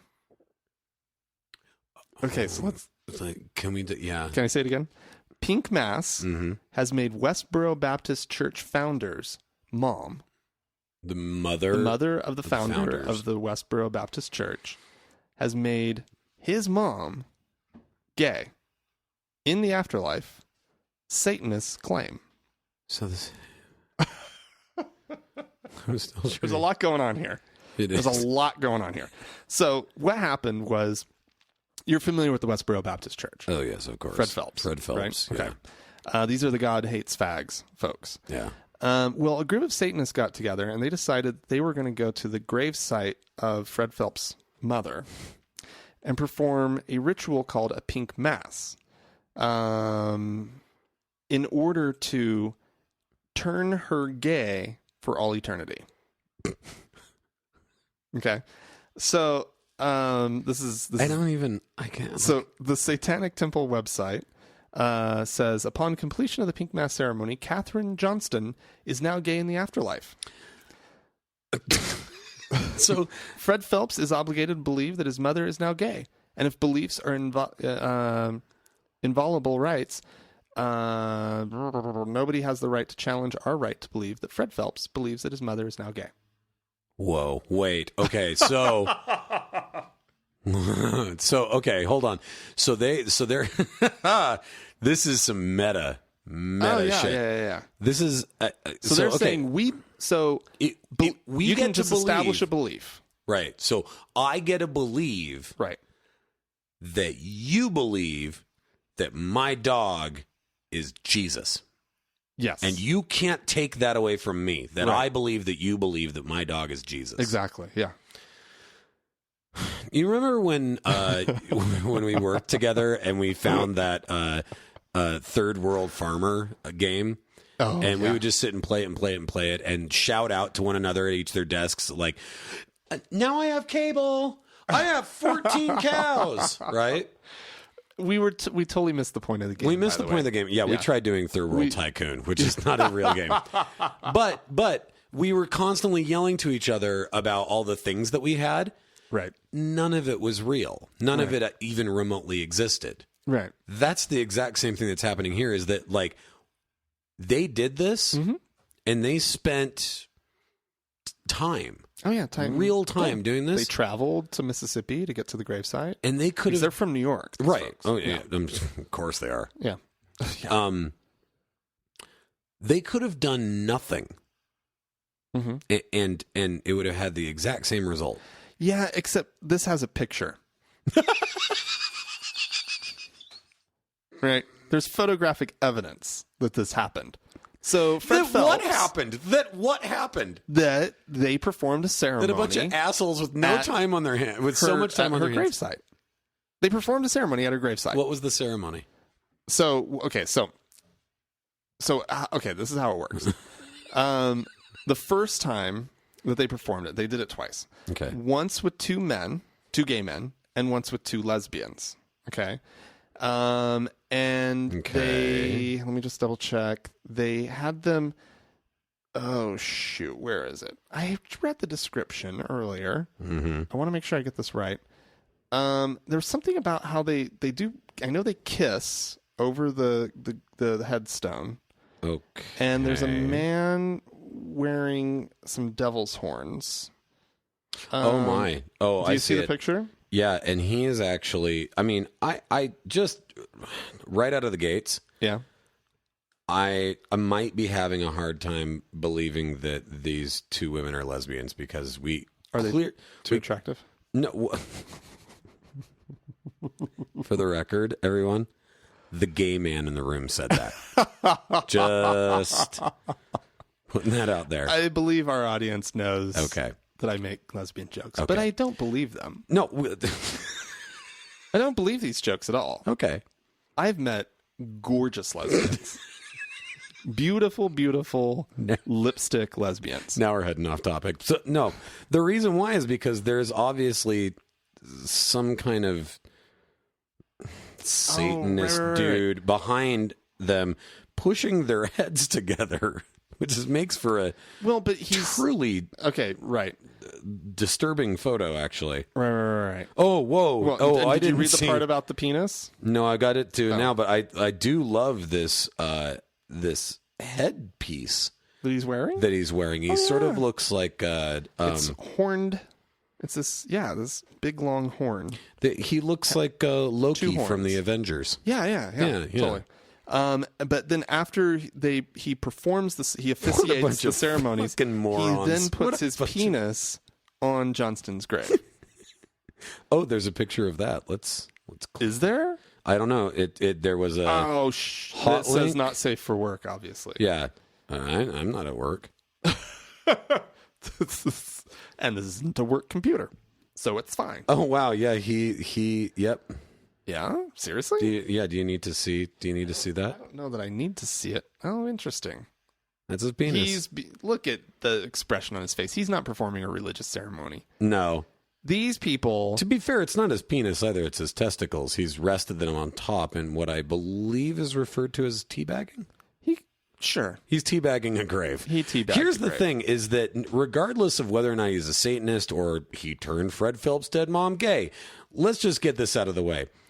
He has parents somewhere, and there is now a photo of him on the internet with his balls on a headstone. His mom is probably one of those two women. See, now to harken back to what we were talking about earlier, I make my own headstone. I don't want to spend that much time on it because sooner or later, someday somebody's just going to rest their... They're going to pink mass you? Some Satanist is just going to put his balls on... That's the pink mass. That is the pink mass. That's it. Balls on a headstone.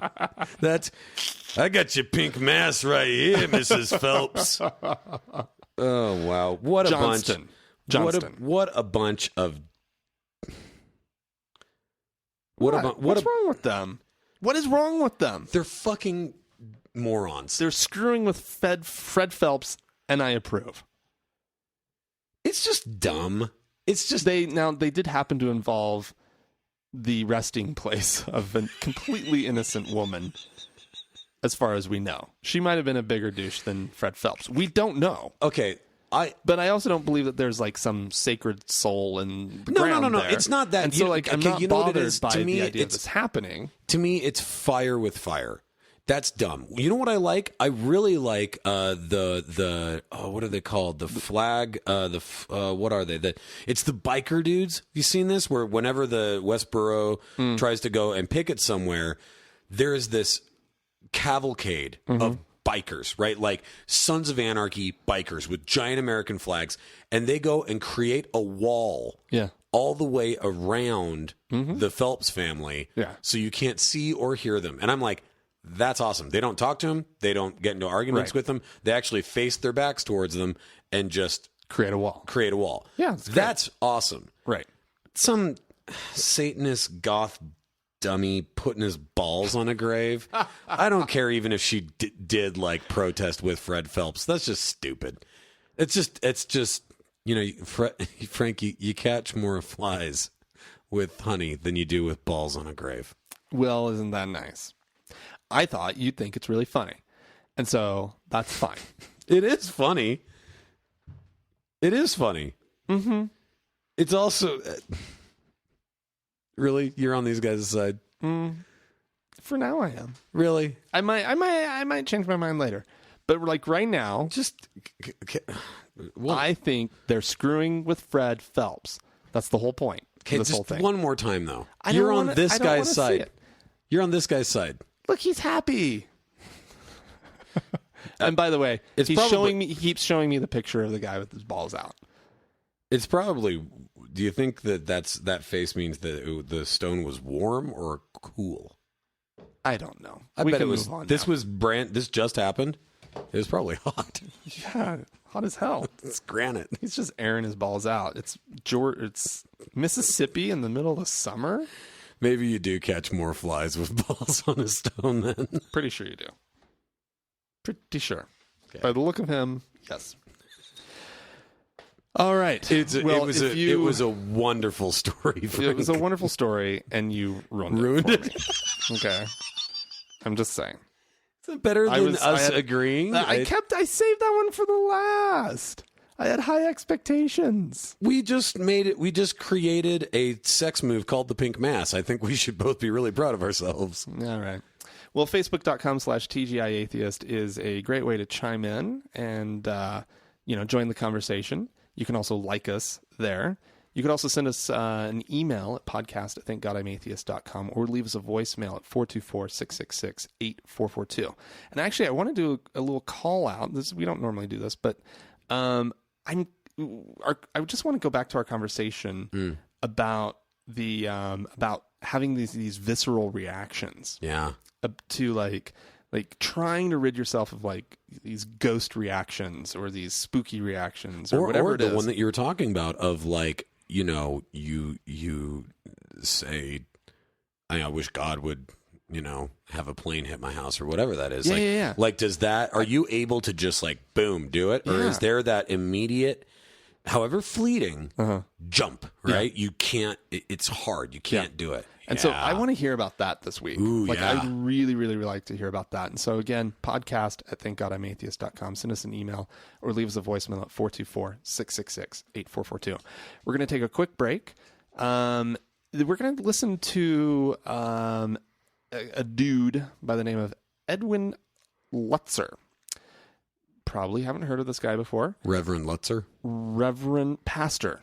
Doctor, Reverend Pastor. Erwin Lutzer. Dr. Reverend Pastor.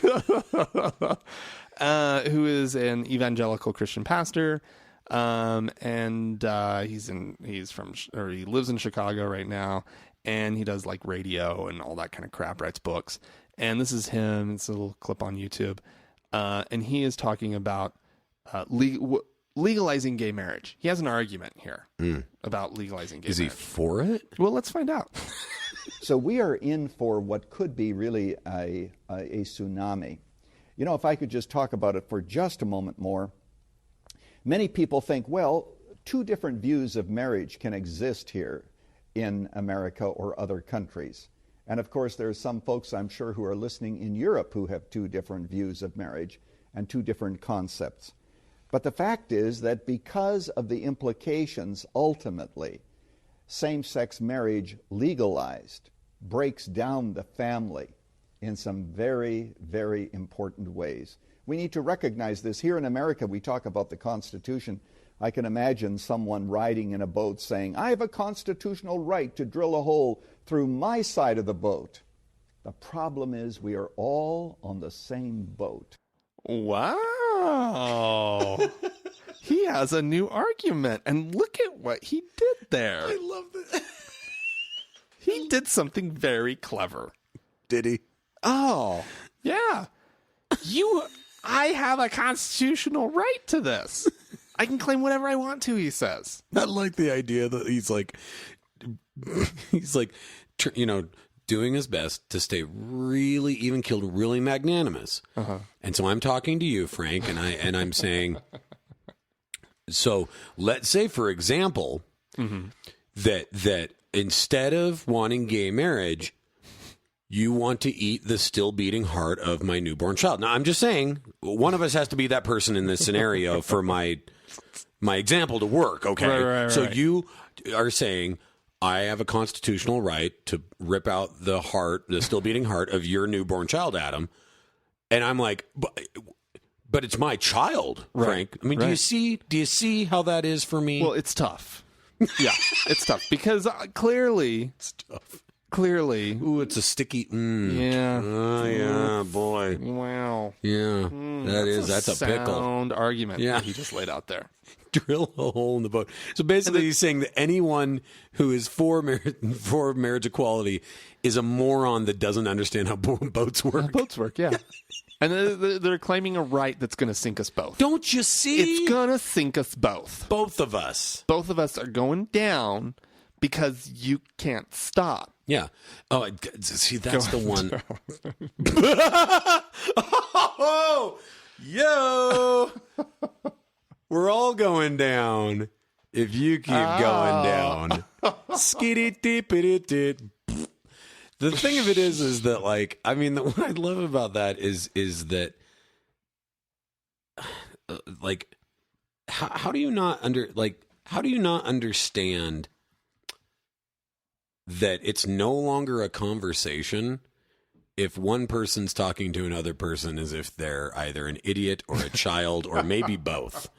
That, like, it's not a they're like, look, we just want to have an adult conversation with you and help you try to understand that you are tearing the very soul of this country apart. Right. Well, so let's start there. Yeah. Well, this jackass thinks that he has like some parable, the parable of the boat and the drill, right? Like he's like, this is a good lesson. This makes sense. You know, this makes total sense. Think your boat as much as you want. That's not is that a euphemism? Is that a thing the kids are saying? No. Sink my boat once. Shame on you. Sink my boat twice. You'll never sink my boat again. Yeah. No, clearly. That's amazing. I just love, because I can imagine people listening to that going, oh, yeah. Oh, yeah, we're all that's in that terrible. Boat. Yeah. Why would you sit there and drill that hole? Yeah. Sink your boat, but don't. It's one leave boat. My boat alone. We only have one boat. Well, it's both our boats. Well, we both have a boat. No, it's my boat. You're just in it. Ooh, and you're trying totally to sink it. That's what it is. You're totally right. It's not both of it's not our boat. It's my boat. Right. And you're in it. Because doesn't he see that he's sinking my boat? Yeah, right. Exactly. Yeah, that's he literally. From my perspective, he's got to drill out, and it's called. I don't even know what it's called. No, keep going. No, this is good. All right, let's go. What is the guy's name again? Can you give me his name? Litzer. Okay, let's go with Reverend Dr. Pastor Litzer's concept about this and take so the boat is the country. The boat is the country. The Constitution is his drill. No, gay marriage is the drill. Oh, yeah. Gay marriage is the No, you're right. Gay marriage is the drill. Gay marriage is the drill. Sin is the hole in the boat. This is very provocative. Yeah. Oh, I know. Yeah. It's getting good. Ooh, and the Constitution is a manual that says how to drill the hole. Yeah. The water is the... I don't know what the water is. The water is I think the water hell? It's the ship's... It's death, at least. It's death. Right. It's death. So he's basically saying that the country already is surfing on the waves of death. And the gay marriage... Always. Yeah. And that a little bit of sin will bring the water into the country, which is death. Yeah. And that guys like Rick Santorum, those are the guys trying to be the little Dutch boy and put their finger in the hole. Or bail out the water. Yeah, I guess you could bail. So what would be the bucket? Is a bucket... The bucket is our hopes and dreams. Bucket's Jesus. It's a Jesus bucket. Bucket full of Jesus. It's like that restaurant out in West Valley City. Bucket full of crawfish. Have you ever eaten there? Bucket of crawfish? I don't like crawfish. Oh, it's full on Cthulhu. It just freaks me out. And I don't like food served in buckets. Yeah, there's always that. And actually the thing is, they don't even serve it in a bucket. They give you put it in the bucket when you're done, when you're right? done. Yeah, it comes in what the hell is bags. See, it should be plastic bag, go crawfish. Yeah, because it's not like they called KFC plate of bones. It's not what's left when you're done, right? Like, it's what they serve you. They don't call Taco Bell diarrhea. I will say the bucket of crawfish is way better than this is the restaurant review portion. We've already gone through our ghosts real portion and what did that idiot mean and what is a pink mass. By the way, I forgot you did, and maybe it's because I was provoking you. You missed the best part about the pink mass article, if I may. Just it's a single line. How did I miss it? So Vice magazine, I think, did something about this. Vice reports that the idea for the pink mass came about in April after the Westboro Baptists threatened to protest the funeral of the Boston Marathon bombing victims. The website also compared the pink mass to the Mormon practice of baptizing the dead, only much gayer. Just had to add that in. That's good. Vice is always good at that kind of stuff. Yeah. Okay. Wow. Well, moving right along, we're actually going to skip the normal email and voicemail segment. Okay. We'll just leave that until Dan's back because a lot of it that came in this week was stuff about people yelling at our him. last segment. I'm just kidding. Well, yeah, and so I just felt that would be good for he and I to actually respond to and that kind of stuff. So we're just going to skip that. And oh yeah, and if anybody's actually wondering where Dan is, Dan's in Europe. God, again, Spain and France this time. Poor baby. Oh yeah, it's just awful. So he's there, not here. Yeah. So we do need to question his commitment to the podcast. I would question the hell out of it. Yeah, I know. Right? You hear that, Dan? I know. I'm calling you. Throwing it down. Throwing it, Dan. Is that a bad pun? I don't know. Yeah. Yes, but it's fine. Don't worry about it. But anyways, we kind of teased at the top of the show that we were going to talk about. Boy, it sounds a lot softer. I'm going to adjust some levels. That we were going to talk about your experience with Taoism, right? And you and I have talked about this a little bit, but we have talked about this a little bit. Not too much. It's funny because the other two times I've done the show, we were going to talk about this both times, and it was bumped both times. Well, we almost had to bump it this time, but if we keep it under 10 minutes, we're fine. It's fine. I guess as sort of a precursor or a way to get into it. Excuse me. As I mentioned earlier, and I think I mentioned on past episodes, I was raised LDS. Left the church. I was probably like 13, I think, 12, 13. Okay, sure. Really, really young. And then nothing. And for years until I was 19. And during that period of time, like, I was really into the underground punk rock scene. And one of the things that happened in the underground punk rock scene in the early 90s is certain sort of offshoot religions became really big. One of them was the Hare Krishna movement, and there were actually bands. Really? There's the band Shelter, the band 108, and a couple other groups that were still like loud punk, hardcore music. But all the guys would wear the robes. They had the shaved head with the little... Seriously? Yeah, the little ponytail thing, and then wear the necklaces. To the point where, like, wearing Hare Krishna bead necklaces was, like, part of the hardcore fashion scene. Like, there's pictures of me in high school, like, wearing them. Really? Mm-hmm. Yeah, it was a completely normal thing. Like, you can talk to Jeremy or Matt. Normal. Well, in that scene, though, I mean, you could talk to Jeremy, Matt, any of those guys, and it's like, oh, yeah, of course, that was a huge thing. Right. I had some friends that started going to a local Taoist they call it a photon. It's not a temple, but it's essentially a place to get together and sort of worship. Because Taoism is interesting because it lives as a philosophy, but there's also several factions of Taoism that exist as religions. Right. And this was one of those. And it wasn't weird or culty or anything like that in the sense that almost everyone that went there were actually people who had moved to Utah from China. And so it was almost exclusively Chinese. And then there was like me and my friends. And we would, yeah.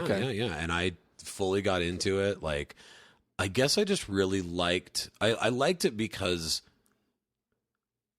I liked it because it felt very philosophical to me, and for a long time I was interested in it because of that. Because, you know, and Taoism is one of these philosophies that has so many proverbs. Like they're all about proverbs, and the actual term, the Tao,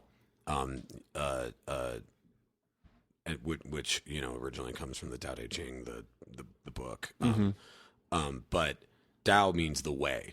And the idea is that every thing in every person, every animal, everything in the world has its own way.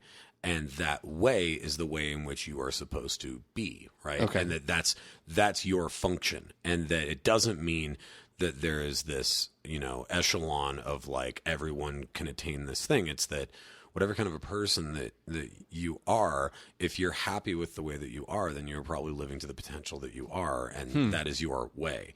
And the one proverb about it that I always love was about a snake cruising through the forest, right? Right. And the tail, because, you know, in these proverbs, like everything can talk, right? Sure. The tail says to the head, hey, I'm tired of this. You always get to see everything first. You get to eat. You know, you get to check everything out. I see everything last. I have to shit. Like, this is awful. And it wraps itself around a tree limb, the tail does, and says, we're not going anywhere until I can be the head. Oh. And the head says, you can't do that. I'm the head. That's what I do. You're the tail. That's what you do. The tail says, well, we'll just stay here and wait and see what happens. And the snake dies because the head is the head and the tail is the tail, and that's the way that it works. Yeah. And I loved that philosophy, right? And so that's why I started going, and it was very interesting. There was, and it took me a little while to realize how much of a religion this was, though. Right. And that's why I ended up. I only stayed with it for less than 2 years, and the reason why is because I started to realize, like, oh, this is really. And we would do meditations, we would do prayers, but the prayers were cool because, or the reason why I thought they were cool at the time was because they weren't to a single deity. You know, they very much like Buddhist belief. It's this idea that there are enlightened ones and that and so we would have these massive prayers where, and I learned like Chinese, not a ton of Chinese, but enough to be able to do the prayers where you would basically be giving homage or giving praise to everyone from like Gandhi to Jesus to Muhammad, to this idea that there are all these people who have helped to make the world a more enlightened place over time. Okay. And it's like at first, you know, at 19, like looking for a different option, it's like that's really cool, right? So let me just kind of get into your state of mind before you came upon this tradition, and this religious group. Okay, you had left the Mormon Church, but where were you in sort of your belief in God at that point? It was non-existent, and I don't think it was anything that I thought about. I don't think it was anything that I thought about on a day-to-day basis, which is actually odd because, and I mean, this is a whole other. We can talk about this some other time, but my stepfather. Probably a year before this, and this is personal, but I don't mind mentioning it. Probably about a year before this, my stepfather had committed suicide. But weirdly enough, I think there's something weird that that's a tragic thing to have happen. But if you're a kid, if you're like a teenager, it's not as harrowing as if you were an adult. Because if you're an adult, like you think about it in a totally different context. When you're a teenager, everything's life or death. Right? Like everything is like so overly wrought and dramatic that it's like, it was awful, obviously, but it didn't make me question heaven, hell, God, the devil, any of that. Right. It was more just like, yeah, man, that's how hard life can be. Which I know sounds awful and flippant, but that's kind of the way that kind of makes sense. You know what I mean? That's like interesting. You just like, because your brain is still hardening, right? Like you're still, well, it's still a mess up there. It's still totally a mess, right? And so, and that I bring up that point about my stepfather because it gets into this later on, but and so I think it was more just like wanted to. It just sounded interesting to me, I guess, for whatever reason. Not because I was seeking anything. And I have friends that had gotten into it, and they were really happy. They really liked it. And I had other friends that were like, dude, don't go and do that whole Taoist thing. You're going to end up weird. You're going to end up weird like those guys are.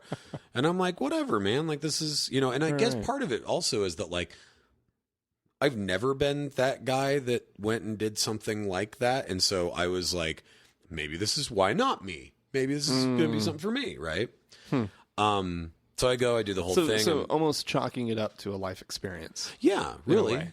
And also like sort of a bigger philosophical idea at the time, which is like the idea that there is no right religion, but there's just been all these people like that throughout time have been enlightened and have added to this bigger pot of the philosophy, and that was their way, that was their Tao, was to become that. To me, it was like, I really liked that. It seemed really simple. It seemed like, yeah, I get, okay, that makes sense. I can get on board with that, right? It's almost like Baha'i, right? It's almost right. But there was something about it that I was like, I like that because it felt equal opportunity. Like everybody's right. Not nobody's right, but everybody's kind of right. I mean, that goes back to the other Taoist proverb, the blind men in the room with the elephant, right? Oh, sure, and yeah. They all think they know what God is. One's holding the tail, God is a rope. One's holding the well, they think they know what an elephant is. Well, but the original is supposedly the original parable is about God. It's supposed to be about God. One says God is a tree, and he's holding the trunk of an elephant. No, he's holding the leg of an elephant. Yeah. God is a wall, right? Like, right. And that and that the parable is that they're all right and they're all wrong. They are all touching something, but they're not. They don't see the bigger picture.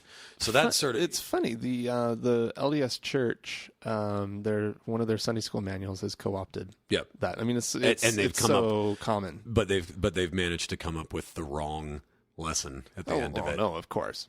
You know what I mean? Which I always thought was so ironic, because when I heard the original, which is in this like old like Chinese book of Taoist proverbs, and I was like, oh, that's totally different.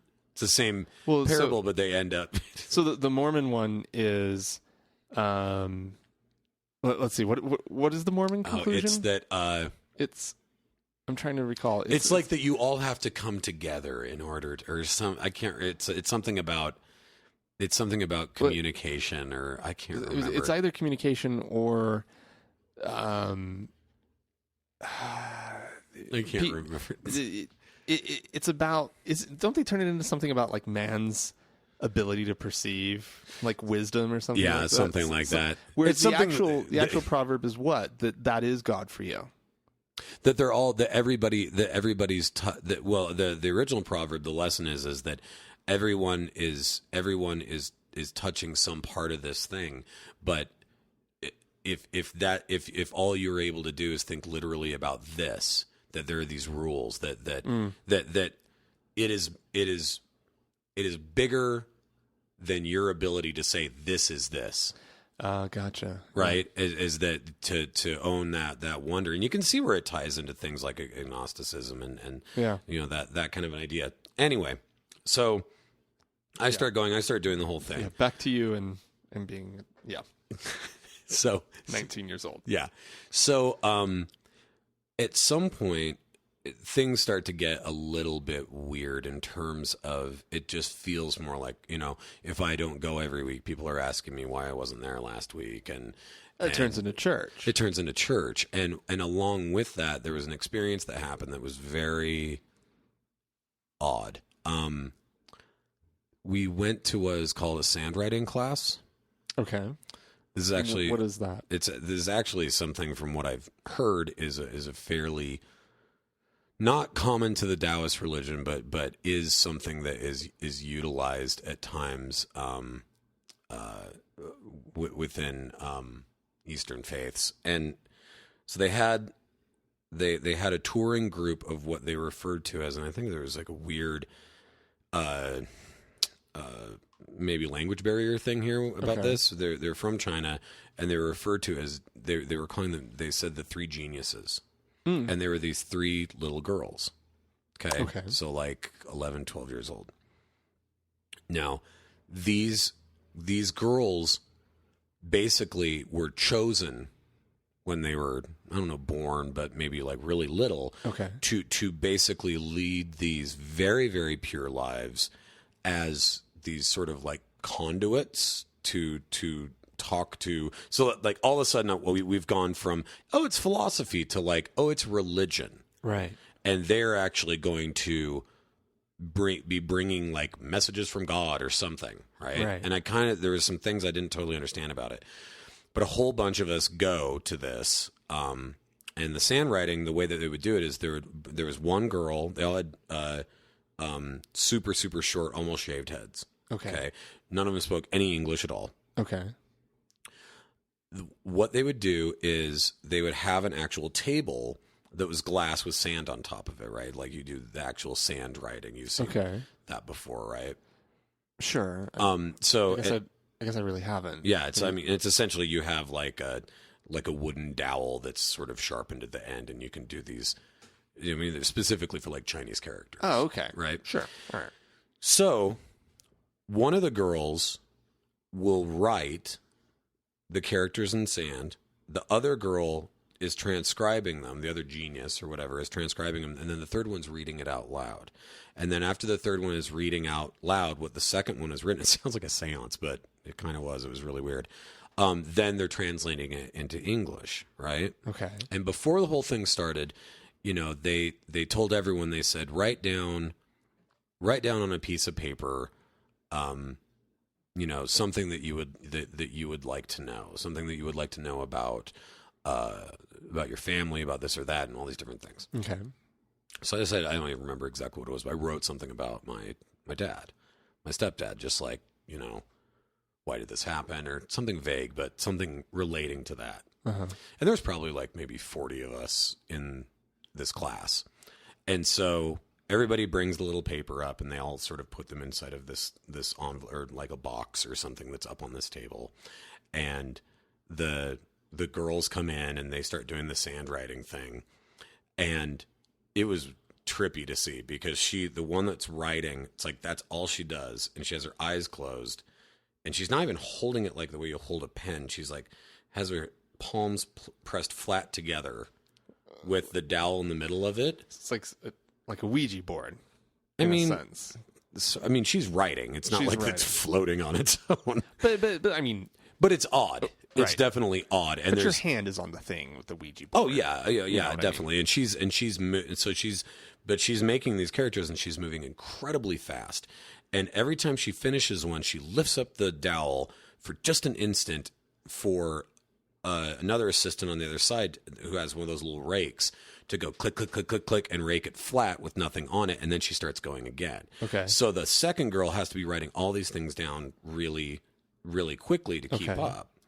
So this goes on for a while, and we're watching it, and I'm just getting increasingly more and more creeped out. And I'm like, this is really weird. Like, this is really weird. Like, I don't know. Seems totally superstitious. Yeah, totally superstitious, totally... Like voodoo-ish. Almost, yeah. But I was still just like, not that I was like, oh, this is great. Chicken entrails no, at some point? Yeah, no. I mean, but it is this big, colorful sort of gold foil room with like, they have at the front, they have lots of fruit and vegetables, the same way like you go to Shanghai Cafe and they have like the little thing that they put an offering out front. Yeah, and that's Shinto. It's different, but still it's like, it's same concept. Yeah, you're making an offering sort of for the universe or whatever. Right. So at the end of this, and there's incense and things, and it's this really powerful moment that I think for a lot of people there was very emotional. For me, it was really scary. I didn't like it at all. But this is 2 years into your experience? Like a little less, like a year and a half. I mean, you had experienced this. This is the only time that you would this experience this religion. You would experience. Yeah, and it was a really alien feeling to suddenly feel really creeped out. But I suddenly was just like, I'm not buying this, and I'm not, and I don't. But I still had that same feeling of like, well, why not me though? It still could be like I could still be somebody that gets to experience this, and so I'm seeing this thing through. So at the end of it, they wrote all the stuff down. Then the interpreter, the woman, gets up and she starts reading what's on there, right? Which is supposed to be this almost David Blaine magic trick of whatever people have written on the little piece of paper. How could anybody else there know what was said, right? Now, I can't explain this part. I can explain a way that, as fascinating and weird as it was to watch the sand writing thing, like maybe they've been trained to do that since they were super little. I mean, is it that different than handling a snake or going into a deep trance and speaking in tongues, whatever? Yeah. What I can't explain is, when the woman started reading it in English, there were messages to all these people in the audience about what they had written down on these pieces of paper, and there were several of my friends in there, who had asked certain things in their little piece of paper, and they got them answered, like maybe it was a tad vague, but they were like fairly specific answers. And I can't explain that portion. How do they know that the answer was for them? Is there like... They say their name. Seriously? Yeah. So they're like, Bob Johansson, da-da-da-da-da. And this is, it's this Chinese woman who, granted, they could have, obviously somebody gave them their names before or whatever. Right. But then the answers were fairly specific, and so I don't really know. And maybe they had talked to them beforehand. I have no idea. This is just what I can speculate all day, but this is what I know. Is that I don't know how the hell they knew to answer a lot of the stuff that was in this box. Right. But the answers were things of like, when you were 11 and 12, the reason why you had to go in the hospital and were so ill is because this and this and that. And, I know that, so-and-so, I know you have doubts about this, but blah, blah, blah, blah. And there were all these really specific answers. I'm like, looking around at questions? I mean, like... I never saw the questions, but I talked to my friends afterwards and I was like, is that really what you asked? And they're like, yeah, totally. But, so all of this is happening. Okay? Okay. And again, I don't know. Maybe they're just moved by the Spirit and their question was something totally different and they just said whatever. Yeah, that's exactly what I asked. Who knows? But all these people around me are crying, right? They're totally being moved by all of this. And I'm penciling, I'm waiting, right? I'm waiting. Like, when is it mine? Like, oh my God, like I'm going to get back something about like my stepdad. I'm like preparing myself. And they end and they finish and there was no message, nothing for me. And this is about 2 years after having gone through that experience with my stepdad. Right. And I'm sitting around people that were getting messages about, not about like, whatever happened to my puppy Skippy? Not that, but like almost that, just like almost fucking mundane stuff. And I'm like, for really? Really? Right. You got nothing for me? And I was like, okay, I sat through this super weird, creepy thing, got myself all worked up and ready to be in this moment for this experience. And at the end of it, I was like, I don't even know what the hell this is. And the next time that I went back one more time and I got into not an argument, but a very heated discussion with the woman who was sort of my main teacher there. Okay. She was, I had a loss for her name so long ago, but she was really nice. She was, from China. She was one of these women who was like, 70 and looked like she was about 38. You know what I mean? Right. It's just like, yeah. But, and we got into this pretty heated discussion because I was saying, I have done all these things that I thought was what I was supposed to be doing. Mm-hmm. I have been coming here all the time. I haven't tried to, because, they would give you these sort of parameters like, oh, well, it's good if you don't, go out and have sex, but that's a good thing. You can keep yourself more pure until you're ready to meet the right person. All this, oh, you don't need to go and drink. You don't need all these things. And I was like, I like to do those things. If I like to do those things and it made me happy, I didn't feel like that I was a bad person, right, until I met all you guys.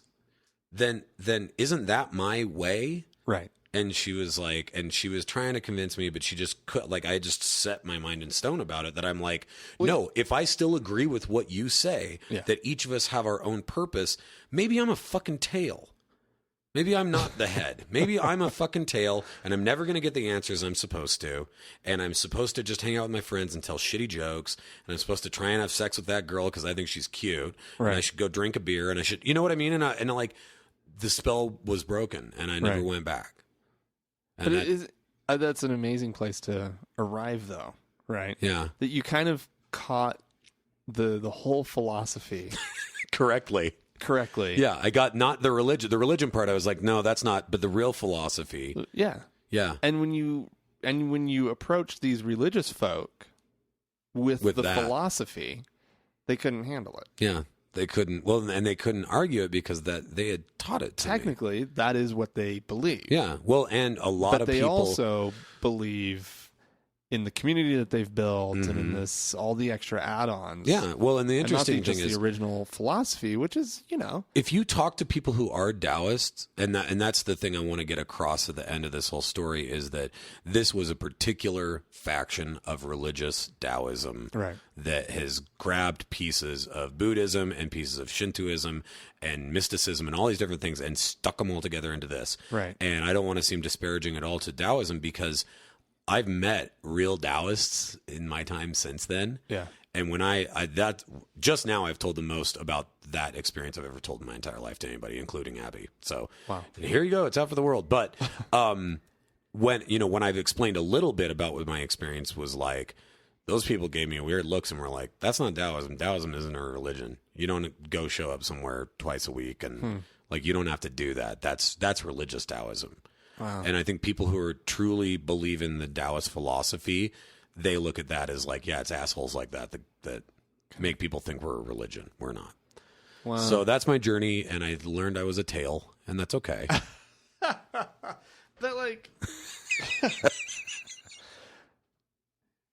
It's a weird story. I realize it's clearly not a tail. No, it's fascinating though, because you dabbled with something that was so wildly different, than the tradition that you had grown up with. And didn't you feel like that at times in your life, where you're like, well, maybe it's just all this green jello and like gymnasiums with carpet on the, you know what I mean? Like maybe that's what it is. Maybe that's what you don't like about Mormonism, or maybe why you got away from religion is because it's like maybe it needs to be something that's more exotic or something that fits me in a different way. And I think a lot of people go that way. Oh, they do. With that they in mind, definitely do. Almost, But whether they know it or not. I feel like that. God, and really, like talking about the story, like it totally like made me angry again. Like I left with a lot of anger about that. And obviously part of it did have a lot to do with my stepdad, that I wanted, even though it maybe have been subconscious, obviously there was a part of me that was searching for some kind of, not an answer, because I've never done that. Right. But just once I started getting into it and realized and believed when somebody was like, there might be a message for you, that I was like, well, there's got to be one for me.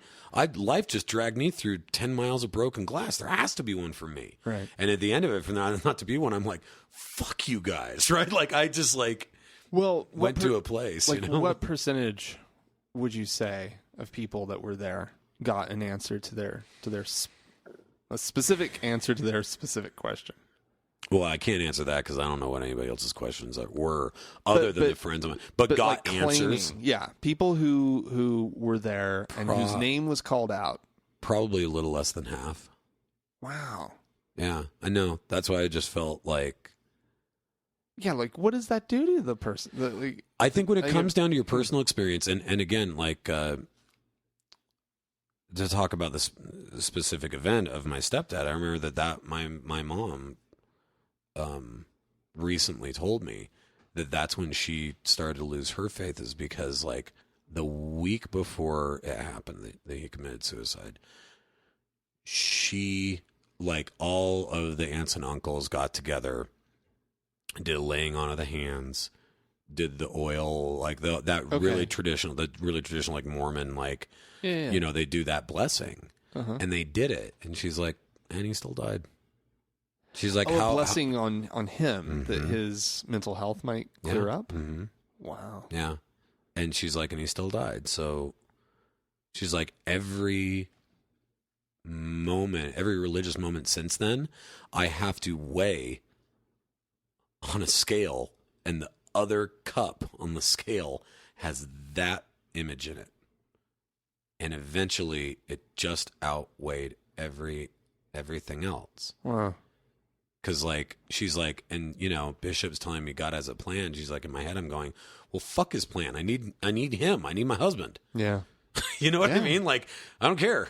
Like, tell him to go to hell. Like, I don't know what to, you know, and so it's very, very interesting, though. Yeah, very. And I just think that those life experiences in that way, I just think that that's what starts to shape all those decisions and all those ways in which you see the world around you, you know? So. Yeah. Huh. Well, Anyway, thank you for sharing that's my story. Sorry. No, it gets great. a little dark. No.